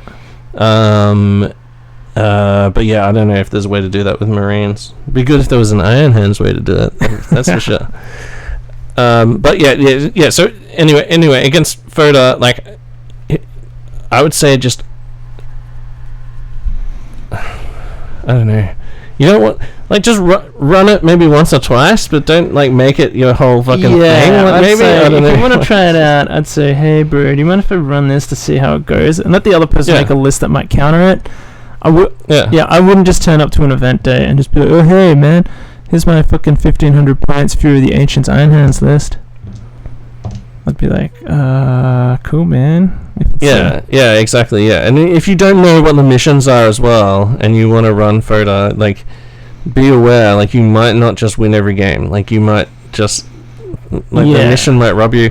The other thing is, like, it depends on your meta as well. Like, there's lots of, like, very shrewd players out there who'll just, like, pick you apart way better than, like, I just happen to win because it's due to the mission. Can't win if you got no scoring units. Yeah, and because, like, I've been purposely, like, plotting ways of killing fucking dreadnoughts. That's the only reason that I won. But there's shrewd players who's just everyday army will like tear like the shit out of some of those things as well. And there's some of the legions have some crazy rules. And then also in a meta where, like in that meta where there was 2 Foda lists, there was also Primarchs. Like I could have had Ferrous Manus and just been like, okay, let's see how many dreads I can kill. Yeah, especially the Leviathans. Just fucking smash fuck through them with like brutal 3 swings. Yep. So yeah, like I don't know, just it swings and roundabouts. Just ask the TO. Just say, hey man, do you think this is the kind of event where I could bring my Foda list? Yeah. If it's like a 3,000 point no limits, then fucking that's where you drag out the Foda, right? Yep. Yeah, I suppose. Yeah, swings. That's like.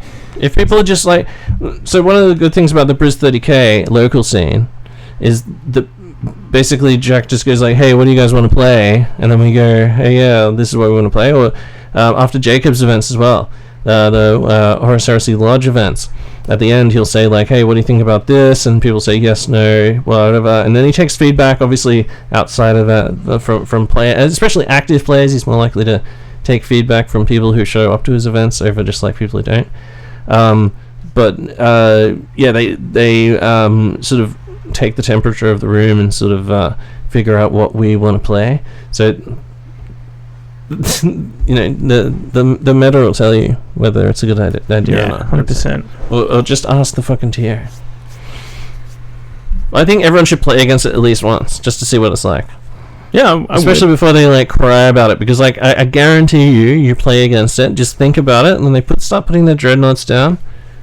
Let them deploy first. If you win first, when they start putting your dreadnoughts down, just have a big think about how you can just kill the most of those dreadnoughts. Yeah, go. How are they gonna win this mission? Yeah, if I deploy all on this side, they're gonna have to feed down in a column, and I can just kill them as they come. Maybe then I can send suicide squads into the swarm to slow them. That sort of shit. Just have a big think about it, because at the end of the game, you'll probably be like, fuck, if I'd just done a couple of things, or rolled a couple of better things while I was suiciding all my guys into those dreadnoughts, I could have won. Yeah. That's what I always think at the end of a really hard game. I'm like, oh man, a couple of things have gone differently. Yeah. I would have won that really hard game. Yeah, that's right. Yeah, a lot of games come down to a couple of dice rolls in the last turn. Mm-hmm. Yeah. Always. That's why they need to bring back the old fucking scoring for War of Lies. I miss the old scoring. Yeah, that's what Multiple Event needs to do. Dude, anyone you ask says, yeah, that's a good idea. So I think Jacob's going to do it. I'd play it. Old War of Lies is good. I asked Tom to put it in Multiple Events. The best strat was just don't be on an objective, bro. Yeah. Yeah. Alright, how many have we got left? Let's go in the jar. I think we got 2 left in the jar. Well, hang on. Shit. I don't even know. I have no idea what these are going to be. Alright, let's see. Is it my turn? Yeah. Alright. This one says... Alright. Please give a vent shout out for Espen Odgaard. It's in your emails. Please give a event shout out for Esben Elgato. Did I say it right? I think I said it right. Ed. Let me guess. From the sounds of this one, I'd have to say this one is in Malmo, home of Pengu.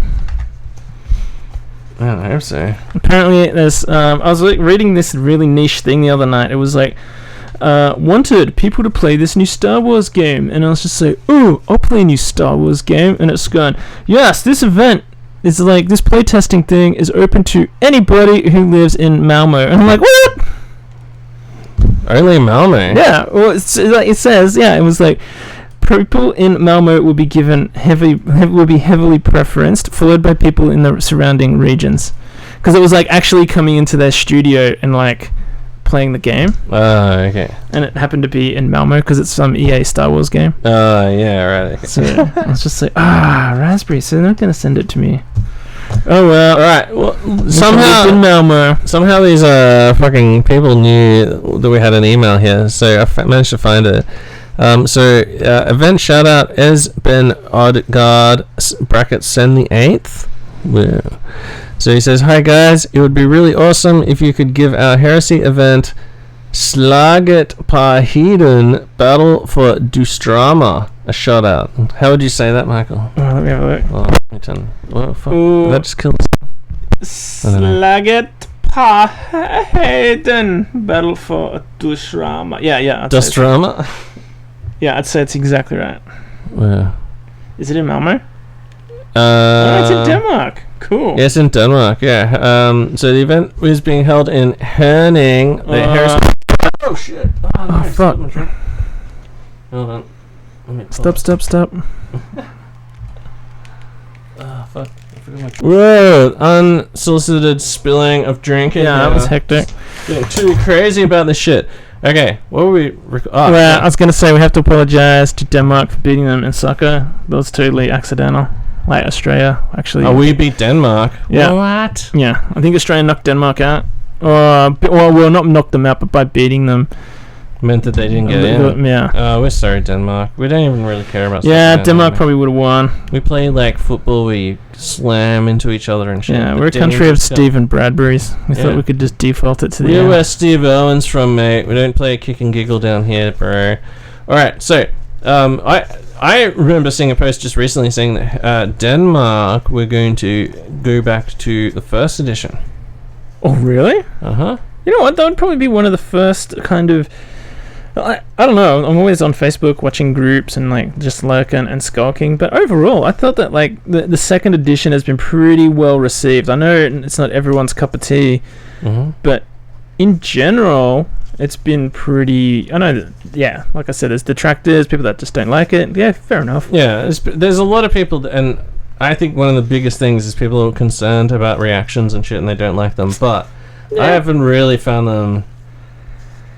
I've just found them to be more cool now that I'm used to them, I quite like them. Yeah, exactly. Now that I think we gave it a go and we liked it. Yeah. But yeah, no, that sounds like a good event. So it keeps my heavy weapon squads alive, that's for sure. Yeah, it makes my characters super cool. Yeah, stops people rolling over my shit. I'm able to actually keep my shit together because I don't just get smashed. So is there any more deets on the event? Oh yeah. So it's being run in... Oh, wait, hold on. Let me read... I'll read the rest of his email, then we can have a look at the players pack. So, events being held in Herning, the Heresy capital of Denmark, on 11th to the 12th of February. Here's a link to the event on Facebook, so I'll put a link in the show notes. And the players pack... there's a Google Drive. If you find it on Facebook, search for Battle for Dustrama, Dust, and then R-A-M-A. Wait, R-A-M-A, yeah. Whoa. Merry Christmas, everyone. You'll be able to find the players pack there.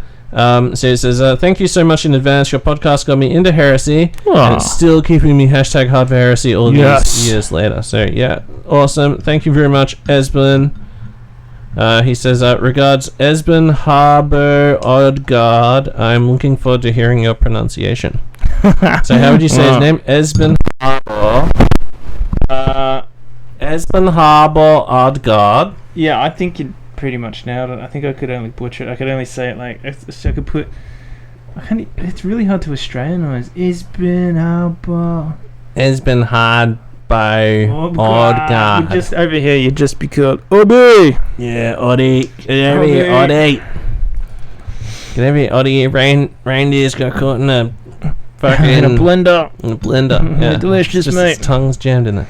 Alright, so so he says, we the organisers. Okay, so there's a lot of information here. Whoa! This event will be held at, look at the name of the place, Project Nexus. Ooh. Landsgard 25, Herning, Denmark. Sweet. So it's 3,000 cool players pack. I like how it's all on the like. Yeah, nice like background and stuff. Yeah. So 3,000 points of Heresy 2.0 with no named characters or Primarchs of any kind allowed. Additional units and characters from Liber Centura, Liber Ingenium, as well as Games Workshop Legacies will be allowed, but the organisers reserve the right to reject any units from these publications if they deem them too strong or broken. Ooh. Blah, blah, blah. Cool. Oh, me. So, yeah, so it looks like it's pretty much just like open world. There's no special characters. Yeah. Panoptica stuff seems like it's allowed. Although I heard they were going back to First Ed, so might want to just like check up, just see how that's going. They could be like a separate group in there as well. Maybe there's just a splinter faction of breakaway First Ed Remainers or something like that. Yeah, be interesting. If you could choose right now to play a game, would you prefer First Ed or Second Ed? Second Ed. I like it. It just feels more balanced. I like that all the legions are out at once. Could just be just because I'm list hammering it, but I say that the legions are they're not, but it just seems that like it's I don't know, because before there was holdouts, people going, I'm not playing Heresy till the Dark Angels are out. And 8 years later, oh yeah, my legion's finally here. Cool. Yeah, it is good to have that clean slate. Like here's 18 legions, although as you said, they're not all on the same playing field. It'll be easy to fine tune them. Easier. The more games we get in as well, okay, so and there's some cool awards. Best theme, Good Guy Award. Best General, the Grot Prize. What's the Grot? What's the Grot for? Whose ass got kicked the most? Based that's on good. VPs. Yes, that's cool. So yeah, looks cool, man. 2 games, 4 games over 2 days. And there's like a dinner and everything. So dinner's good. I like that. The social part's really good. There's pictures of the dudes. Look, there he is. Esben Harbour Odgard, Kasper Skovbjerg Hansen, Nikolaj Fasius, and Jacob Zornig Krogsgaard. Jacob Zornig Krogsgaard. Who out of all those 4 dudes, which one do you reckon looks most like? They're all Viking stuck. Cyberpunk assassin. All Viking stuck. I would say Jacob's the most cyberpunk assassin. Yeah. He's the most like Kerry King as well. Oh yeah, I could front slayer. Fucking cool. Sounds like a cool event. Maybe we should put that on our radar. I wonder if we get like. I wonder how expensive it is to go to Denmark. Even though Australians are probably. It's only in February, man. Australians are probably banned from Denmark now. No, they'll come back. This is for the World Cup. Trick them out of the thing. Yeah. We're sorry. They probably would have won if we didn't like Stephen Bradbury them fucking. Yeah, we're sorry, Denmark. We're sorry on behalf of an ungrateful nation. So it looks like a cool event. If you're in the Denmark area, or just that whole even area if you're of Europe, you can just like walk there. It's like also 2 hours, close, right? Yeah. 2 hours from anywhere in Europe. I'm just in like Switzerland. I'll just walk up there. That's what I hear about Herning. Just drive up there. So yeah, get in on that. There's only limited tickets, but it's gonna be a fucking sick narrative event. Now you are the lucky last to stick your hand in there. Stick it in. Alright. Stick it in. Get it out. Oh. I'll have to break your hand off. No, there you go. Alright, here we go. Oh shit, it's a huge one. Holy shit, it's in like type 8 font. Oh shit, okay. What the hell? Okay, alright. Ooh, okay, cool. Henry Cavill is the new King of Warhammer. Yes. What are your fave Henry Cavill movies? And what character will he play in 40k? Also, who Ariana Grande play? Awesome. Okay. It's definitely somebody who listens to our show and knows who we froth over. Alright, I rate Henry Cavill. He's actually, Ariana Grande is a listener of ours. Right. We are ambivalent towards Ariana Grande. And we're just telling her what she's going to do. Alright. Yeah, Henry Cavill's a pretty cool dude. I like how... Is he the king of Warhammer now? Like, all I've seen is him... He has to be. Well... Henry Cavill is going to bring 40k to the mainstream. He's good. Like, for me, Henry Cavill, like, he's such a good, like, actor. I reckon he's totally... that's my favourite role. Because he is perfectly the fucking exactly Witcher. Gerald, like... Yeah. I mean... He fits that role... perfectly. He made it his own. I would have thought if he was going to get rid of him, why wouldn't they go with an older guy? Like an older Witcher. Why would they go for get? But they got Liam Hemsworth. Yeah, like, but that's you gotta bring the physicality to it. Like, Geralt's like a big fucking buff dude who you gotta believe can cut the head off a fucking monster. Yeah, but he gets older and has a white beard and shit. Yeah, but you can just whack that on a big buff dude. Like, you gotta remember he's a mutant, so he's not exactly a run-of-the-mill fucking normal person. Yeah, but everyone shrinks as they go. When he's like 400, he'll be like shrunken down to a normal size man. He'll be as buff as fuck. No, he's not gonna just keep getting buffer. He's gonna stay ripped. Like, that's not part of the potion, right? Is it an ever-ripped potion? Yeah, probably. Who knows? Smooth out of I'm a big fan of the Witcher shit, but only from playing like part of the Witcher 3 and watching the TV show. And I think it's cool shit. I don't know much about Superman. Like, I'm not huge into comics, but I really enjoyed the Superman movies with him in it. Yeah. Because he suits that role. Yeah. And the thing that I like about him, like, obviously I've never met him, but just reading about, he's an actual fan. He loves the IP. It's not just like... He's a Custodes fan. Yeah, he's not just some dude who's just like, oh, there's a fucking acting role which will pay me millions of dollars. And he's like, oh, dude, I get to play the fucking Witcher. Like, yeah, I'm going to fucking do that because I just love it. And I love that. I get that because... And from all the stuff that I've heard... Well, what do you think he wants to... Well, wait, what didn't that thing say? What is he going to... Yeah, well, that's the thing. There's no project. It's just like...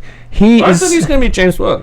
I just wanted to be James Bond. I didn't fucking want him to... apparently he got done out of that role. 40k shit? What? Like, he didn't get... Like, apparently a long time ago, he was going to be... Henry Cavill. James Bond be James instead Bond, of James... what's his name? Daniel Craig, apparently, back in the day. Well... Damn, that sucks, because... Yeah, he would have been perfect for that. The James Bonds I give the fuck about the least are the last, like, however many last James Bonds there have been. Like what are you saying about Pierce Brosnan? So. No. I'm saying, I care more about Pierce Brosnan Bond. Back when he was, like, just, like, a fucking jerk-off, rather than, like, a full, like, just, like ex-SAS dude. Yeah, just like with no charisma. Like Daniel Craig's Bond has like zero charisma. Like back when he was like a jerk off, just saying shit to rich cunts and like just being a fuckhead, and then just like strangling people in their secret facilities. They made it too realistic. Cool yeah. They made it too like. Who's been James Bond between Pierce Brosnan and Daniel Craig? Wasn't it Pierce Brosnan and then Pierce Brosnan, then Daniel Craig? Yeah. That's that. Yeah, that's how it went. Yeah. But there was just nothing for a while. Like. Yeah, there was nothing. Yeah, but. I'm not that... I haven't even seen the latest James Bond movie. I don't think I've seen the last two. I was just like, it's a thing. Yeah. But I've seen all the old ones, and I'm like, they're fucking awesome. Yeah. They're more of a fucking fuckwit, like, just total, like... So, yeah. Sleazebag, So yeah, Sean Connery, back in the day. Yeah, Sean Connery. What an idiot.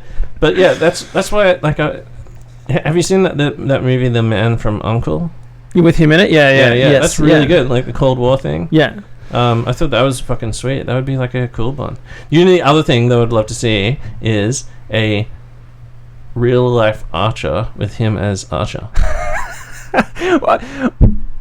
I get that but he has to have Archer's voice. It'd have to be. Well, that's the problem. Yeah, that's the problem because. Maybe they could just do it. Maybe they just he just does the lines and then they just fucking edit in Archers from the comic. Yeah, but he's basically like an Archer looking dude. Yeah, like, he could play like a real life Archer. It'd be sick. Yeah. So, well, on to the next part of the question. Yeah. So, did we explain our favorite Henry Cavill things? I think we did. He's the new King of Warhammer. What are our favorite? He knife fights like just some. Like when Batman like knife fights him with like a like a boar spear made out of. Yeah, that's the only part I didn't like with him in it. How they bond over the mouth. Like, why didn't he just snap his fucking neck and just go home? Yeah. I don't know. Like I said, I'm not well versed in the comics, so there's probably some lore reason why he just didn't like crush his skull. He's been in some other shit though. Was it the Tudors? He was in the Tudors. People always bring up. To be honest, I can't think of a whole lot more that he's been in than those things that we've just talked about. Yeah. All right. Okay. All right. Well, we've answered the question. As long as next part. So, what character will he play in 40K? See, this is what. Like, so, there's no project. He's just signed up to Amazon to do a 40K project. Is it actually? But okay. So I looked at all of these things. Is it? But what does it actually mean? It doesn't mean they're actually doing anything. It just means like he's in talks. If you look it up, I think it was on the talks. Like it's not even confirmed. It's I think Warhammer community put something out about it the other day. Okay. I think I saw something because he's been at Games Workshop HQ taking photos with people and stuff. Yeah. Like. So I saw. How do I find it? I think I saw something the other day while I was scrolling through. But I saw some pretty scary memes. Like it had like the Grim Reaper meme with the 3 doors.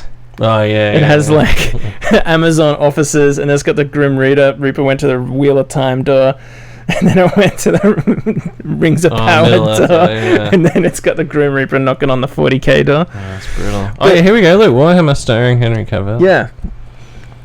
Here's one heck of a... I'll read this out. So here's one heck of a surprise gift for all Warhammer fans, and it's not even Christmas yet.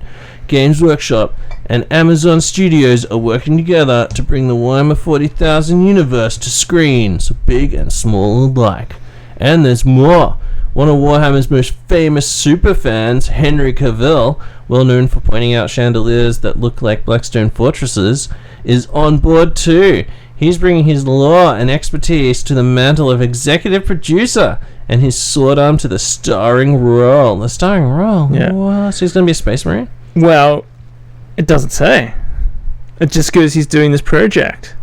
So all they need now is a script and a story and Amazon Studios announced they secured global rights to Warhammer 40,000 based on the immensely popular intellectual property. They now own global rights to Warhammer 40,000. Because when I heard he'd signed up to do a series, like for some reason I was like, oh, he's going to play Eisenhorn in like the Netflix thing that was supposed to be a thing. Yeah. And I was like, I suppose he'd do a good Eisenhorn. No, okay. Wouldn't be my first pick for Eisenhorn, but he'd probably be okay. But now that I know, what the fuck is this story? What the fuck is this going to be? Okay, so the agreement encompasses rights to the universe across series, film, and more, and will sit alongside GAW's activities as they continue to make the best miniatures in the world. This is the first deal of its kind for Amazon Studios for IP of this scale, and allows the company to utilize the titles across its entertainment businesses. Henry Cavill, Man of Steel, Mission Impossible, Fallout, is set to star in and executive produce the Warhammer 40,000 franchise across all Amazon Studios production. What? Yeah, so starring and executive produce the franchise. It doesn't sound like they've got a project. It just sounds like even though he's perfect for the Emperor, and we've all seen the meme, I think that would be like you'd see him once at the start of the show going, "Hey, my son, go and do this fucking thing." Like, it's going to be some 40k shit. It's not going to be Heresy. Wait, how do you know it's not going to be Heresy? Because it says 40,000 like a million times. Okay. Yeah, that's true. It wouldn't be like Heresy or... Like, he could play a lot of things. Like, he's perfect for a Space Marine. It's perfect. He could do so much shit. Yeah, I guess. I don't know. I really like playing 30k and tabletop games on the tabletop. I just thought of this. Do you know what I'd like to see? Yeah. So it's basically Henry Cavill. It's like, have you seen the concept of American Horror Story? No. So they've got the same cast of actors, right? Mm. And then for one season they'll do American Horror Story. I don't know, Bayou Whorehouse, and all the characters will do 7 or 8 episodes of a season and tell a story, and then they'll come back for the next season. And they play all different. They play different characters, and it's a different story. So they're the same actors playing different roles. Yeah. Yeah, and different stories. So in the next one, they're all 7 different kinds of people. And some of them, I think, so it's Biohouse. I don't know. I just made that up. Next one's like Disneyland Bordello. Yeah. Which Bordello? Yeah, jungle, fucking. And they could do that by telling all different stories from all different, like the Heresy. Just go, all right, this is the crusade for fucking whatever. This is the battle for the Emperor's Palace. And then the next season's just like, I don't know. Yeah. Fucking hunting down Nighthorner. Or some shit like that. So he doesn't get stuck playing the same shit. Ideas, yeah. Yeah. I know, there's free on Amazon. It's free on G-Dub. Yeah, what is it going to be? Is he going to be Gilliman? Is it going to be just like a show? Is it like what the fuck? Yeah, so it's so like the way it's written is insane. Yeah, it's just like we've signed a deal. We just signed a piece of paper. So what are we going to do? We've got no idea. We've just got heaps of money and cocaine. We're just going to do a thing. All I know is Henry Cavill is starring in and executive producing the Warhammer 40,000 franchise across all Amazon Studio productions. Yeah. So what the fuck does that mean? Yeah, what the hell? Are they doing a movie? But so we're not like entertainment fucking Hollywood gross fucking people who make know about how Hollywood works. I will say this. Right in if you know, eyeofhoruspodcast@gmail.com. Tell us what the fuck's actually happening. I've got Amazon. Yeah. And surprisingly, I'll give it to you if you want. Oh, no one heard me say that. No. Right. Some of the shit that's on there that they've made themselves has been fucking excellent. Like really good. Like Jack Reacher was a fucking really good show. Yeah, I like that, yeah. More like Jacked Reacher. Yeah, fucking cool. He's so buff. They get that dude to play a Space Marine. Him and Henry Cavill as fucking Space Marines ripping shit apart. Dude, the best thing about that guy is that he plays Thad in fucking Blue Mountain State. Really? The first season of that, possibly the second season, before the writer's strike, there was like 1 or maybe 2 seasons of that. And it's one of the funniest shows. Like, it's up there with like Peep Show and shit like that. Yeah, it's fucking good. And they should get that dude's jacked as fuck. Fuck, they should get Mark from Peep Show. They should get Mark from Peep Show. Pay some sort of like Scrab or Adeptus Mechanicus dude. Or just basic human shit. But yeah, exactly. It's just snarky. Where's it going to be made though? It'd be made in the UK, right? Like, or is Amazon? I think I don't know. I think most of Rings of Power was made in the UK, or I don't know. I don't know. I think it is. Yeah. It'll be all the Marines going like, "Oh, for the Emperor." Yeah. That Clancy Jack Ryan. Ryan. Oh yeah. Have you seen that? Yeah. That's fucking good. They've done a whole lot of really bolt cutter that dude's fingers. Yeah. And the fucking thing with not Owen Wilson, fucking Star-Lord. All the shit Star-Lord's been in, like that Tomorrow War or fucking. Yeah. Is that all Amazon? Yeah, and the fucking that series is in the Terminal List. Like they've done some fucking good shit when they put their minds to it. I think if Henry Cavill's got creative control, he'd be like, "Nah, fuck mate, you can't call him Adeptus Mechanicum. It's fucking the wrong name, cunt. Like, fucking you change that." And they'll be like, "Yes, Henry, we'll do that right away." So I don't know who would play. It depends what story they're telling. I reckon he has to play Space Marine, like some the Space Marine captain or some shit that's just, "I'm the biggest man in the world, and I'm gonna fucking rip you apart. So listen up." I should just get one of the so they don't fuck it completely. Just get a fucking Dan Abnett book like Iron Snakes or something, and just fucking do that. Yeah, just do one of those a lot of people have been saying Eisenhorn would be fucking rad, and I'm like, before COVID, no shit, the company that was meant to be that we're gonna make sorry, and they made that like the Man in the High Tower, I think. Show. Oh yeah, that's really good too. That's Amazon again. Yeah. So those guys had the rights, and there's a Wikipedia entry for it and everything. They said that they were going to make a Eisenhorn TV show. Yeah, but that was before COVID. I haven't heard anything about it since then. So all in all, that would be a sick fucking thing to do, to slowly introduce people to shit. But they're not going to do that, right? They're going to be Space Marines punching fucking Necrons in the face, and Necrons going, "Ah ha ha, you foolish fucking fool! Yeah, Gilliman, you'll never conquer the Necron That's what they need to do. I reckon if they're going to do this, like you said it the other day. I think someone said the other day, 40k is mainstream now. It is. Like, so many cunts know about it, like through fucking whatever. They should just get a pretty generic story to establish it on TV. Like, do one of the good novels, do one of the fucking most famous stories from Heresy or 40k, to get all the normies in, and then start like deep dive into some of that fucking cool like background shit like Eisenhorn and. Yeah, I don't know, like because it's such a huge setting. You've got that fucking massive problem of where the fuck do you start? Like, how do you just like what do you start with? Do you want like you know what they're going to want to do, which is just something that involves Tau, Necrons, Tyranids, all the same thing, all at the same time. Yeah. But who knows? Like maybe they can keep it tasteful, but I just don't like. I don't know. It's just always. I think honestly, not just. And the other thing is, it's going to be so much mostly CGI, right? Because Space Marines aren't real. Like you can't just put Henry Cavill in a suit and he can't run around and look like a Marine. That's retarded. Yeah. So it's mostly just a CIA shitfest. It's going to be him running around. Yeah, how do you do It's all going to be just his face grafted on CGI bodies, right? Like, isn't that how it works? Imagine, like, I reckon, like, I don't know. The Heresy is a real complex story that you could do real good justice that would, like, intrigue people. And get Heresy, people bro. It's going to be Eldar, Necrons. That's dumb. Get on, man! You fucking fool! You get away this time! You're trying to fight Chaos and the Eldar, and the Necrons, and the Tyranids, and the Tau, all at the same time, and also the Star... Oh, what are they called? The Leaves of Vortan! All at the same time! Get on, man, you fool! Shit, okay, so you just gave me a best idea. What if the people that made Rings of Power made this fucking show? They went, hey, you're on board. Yeah. What is the worst possible thing that they could get him to play? There's so many good things for him to play. What's the worst thing? They could get Henry Cavill to play. What's the worst thing from the 40k? Yeah. Like a fucking... I got 3 things. What is the worst thing? Just a servitor. Yeah, that would be another. Or a fucking elder, like a death jester or something. Yeah. Just something stupid. You're just gonna voice the Grinks in this scene. The story is told from the perspective of the endangered Grinks, and it's the environmental story of a maiden world being conquered by rampant consumerism. The message is environmentalism. So Henry, you're a Grinks that lives on this world. Your motivation is environmentalism, veganism. It's all from the perspective of a Grinks listening to a Farseer talk about it happening. Yeah.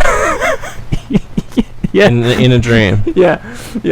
And all the Space Marine voiced scenes. by Henry Cavill. Yeah. And Henry Cavill's voice is the Grinks, and then fucking someone else. Yeah, he just. Oh, holy shit! He plays lead Termagant. Did you know that they're remaking? Did you know that they're making an Australian version of The Office? Oh, and God. instead of the Ricky Gervais / Steve Carell role, it's gonna be... Oh no, it'll be a female unfunny comedian. And it's probably gonna be... I haven't heard of this, no shit. I reckon it's probably gonna be Magna Zabansky or fucking... Judith Lucy or one of those people. Magda Zabansky. Oh, fuck off. Yeah. Fuck, is that true? I gotta look that up now. I don't know, man. Like, fuck, man, that was easy to think of the worst combination for a show for an Australian version of The Office. Please don't do it. Whoever's making this, please don't do it. Oh my god. Yeah, go into production. Bumbling Bros will be a woman this time. Yeah. Whoa, what is that? It. Okay. Stop it. Yeah. Yikes. Stop it, please. Oh my god. Well, if they do that, I want off this planet. I'm going to stop that production. I don't care what I have to do. But yeah, more importantly, Henry Cavill. I'm waiting to find out more information, and it's going to be forever, right? Like we're talking about like. It'll take years. We're talking like probably maybe 2 years minimum before we see some 3 years. Surely. Yeah. Like how long did it take to make like the Rings of Power? Not long enough. They really should have thought about that shit somewhere. The Rings of Failure. Yeah. Oh my god.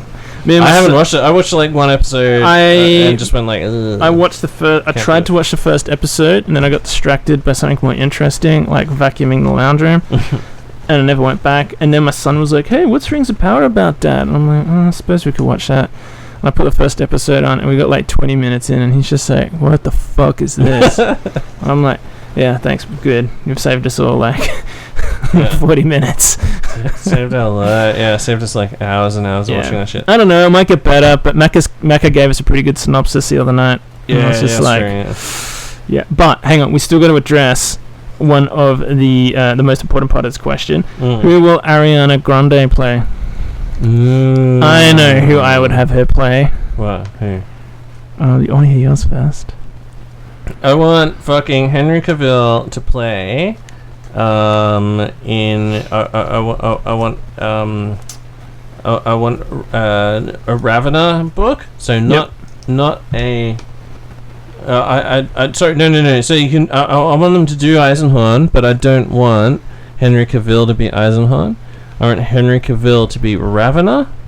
Yeah. And then Ravena, because remember when he was a boy, like in because Ravena is in the first trilogy, and then the second trilogy, which is the Ravena trilogy. Yeah. Ravena is extremely badly burned by napalm, which the traders dropped. the recidivist dropped on them. What was that? Is that the door? Someone's at the door. Yeah. So Ravena's like all burned up and like all fucked up and shit. But before that he was like some just like cool dude, and Henry Cavill's got that nice voice as well, so he'd be a cool like Ravena psychic voice as well. And then, doing the he can just basically phone in the second series, which is perfect because he's an executive producer. He's busy because he's got to do Space Marine shit somewhere else. He's got to go do cocaine and shit. Yeah. So and then he's got to pay his miniatures. He doesn't do that shit. Yeah. And then Ariana Grande would be like Beckwin. Yeah, that's who I thought you'd say. Yeah, like there's some cool roles like he could play like generic Sister of Battle. Super Hans would play. Yeah. Go play Super Hans would play Eisenhower. Yeah. Okay. Yeah. I actually like that. I quite like that. Yeah. Secret ingredient is faith in the Emperor. Vinnie Jones can play like the fucking I forget his name, like, but the fucking naval raiding dude. Yeah, Fishig. Yeah. I think he's like a cop, isn't he? He's a space cop. Yeah, something like that. I want Ariana Grande to play Mother Gullet, the Calidus assassin who like swallows that baby and then runs away on it. Smuggles a baby by swallowing. Yeah, I want to see her play that. She could like sing to the baby, swallow it, and then just like make large with it. Just look at her jaw and just stab her fucking mouth to what's it called? Fucking Apex Twin style. Oh yeah, Mega mouth. Yeah. Alright, well fuck, that's the last one. Is there anything else in this urn? Only nothing in the urn, so we're done. Only good vibes for next year. Christmas special done. We're right on fucking 3 hours as well, look at that. Nice. 3:03. Well, only spilled half a drink, and I think we only said a tiny bit of mildly offensive stuff. Yeah, we're sorry, Brazil. Don't worry, I'll edit that out, Brazil. Come on, everyone's thinking it. Alright, thanks very much, everyone. Have a great Christmas. We just want to get together, talk about some games and things. Merry Sanguinalia. Merry Sanguinala, or whatever. And we'll be back in the new year. We've got Michael and I have some time off over Christmas and stuff. So we've got some. Yeah, so we can actually get to hang out and play some games and shit. Yeah, some very good gaming planned. So I think this will be the last thing. I don't know which episode of Warmonger we're up to. I don't know if I'll get another episode of Warmonger up before Christmas. But if we haven't finished all 18, then, which I don't think we will, then there'll be more episodes in the new year. And then I also want to do some other tactical on deep striking and stuff. But I wanted to play deep striking before I sort of did that. And can confirm, spoiler alert, deep striking and assaulting with Terminators, which is pretty good. Alright, cool. Alright, anything that you want to shout out, Michael? No, absolutely not a thing. There's not one single thing that I need to say at the end of a show. It's not a single thing. Are you sure? Oh, hang on. Wait, it's been a while since I've been here. Wait, there it is. It's tattooed on the inside of my left forearm. Oh yeah, read it. And it says... Pull your chainmail back and read it. Alright, oh wait, here it is. It says, fully painted is for closers.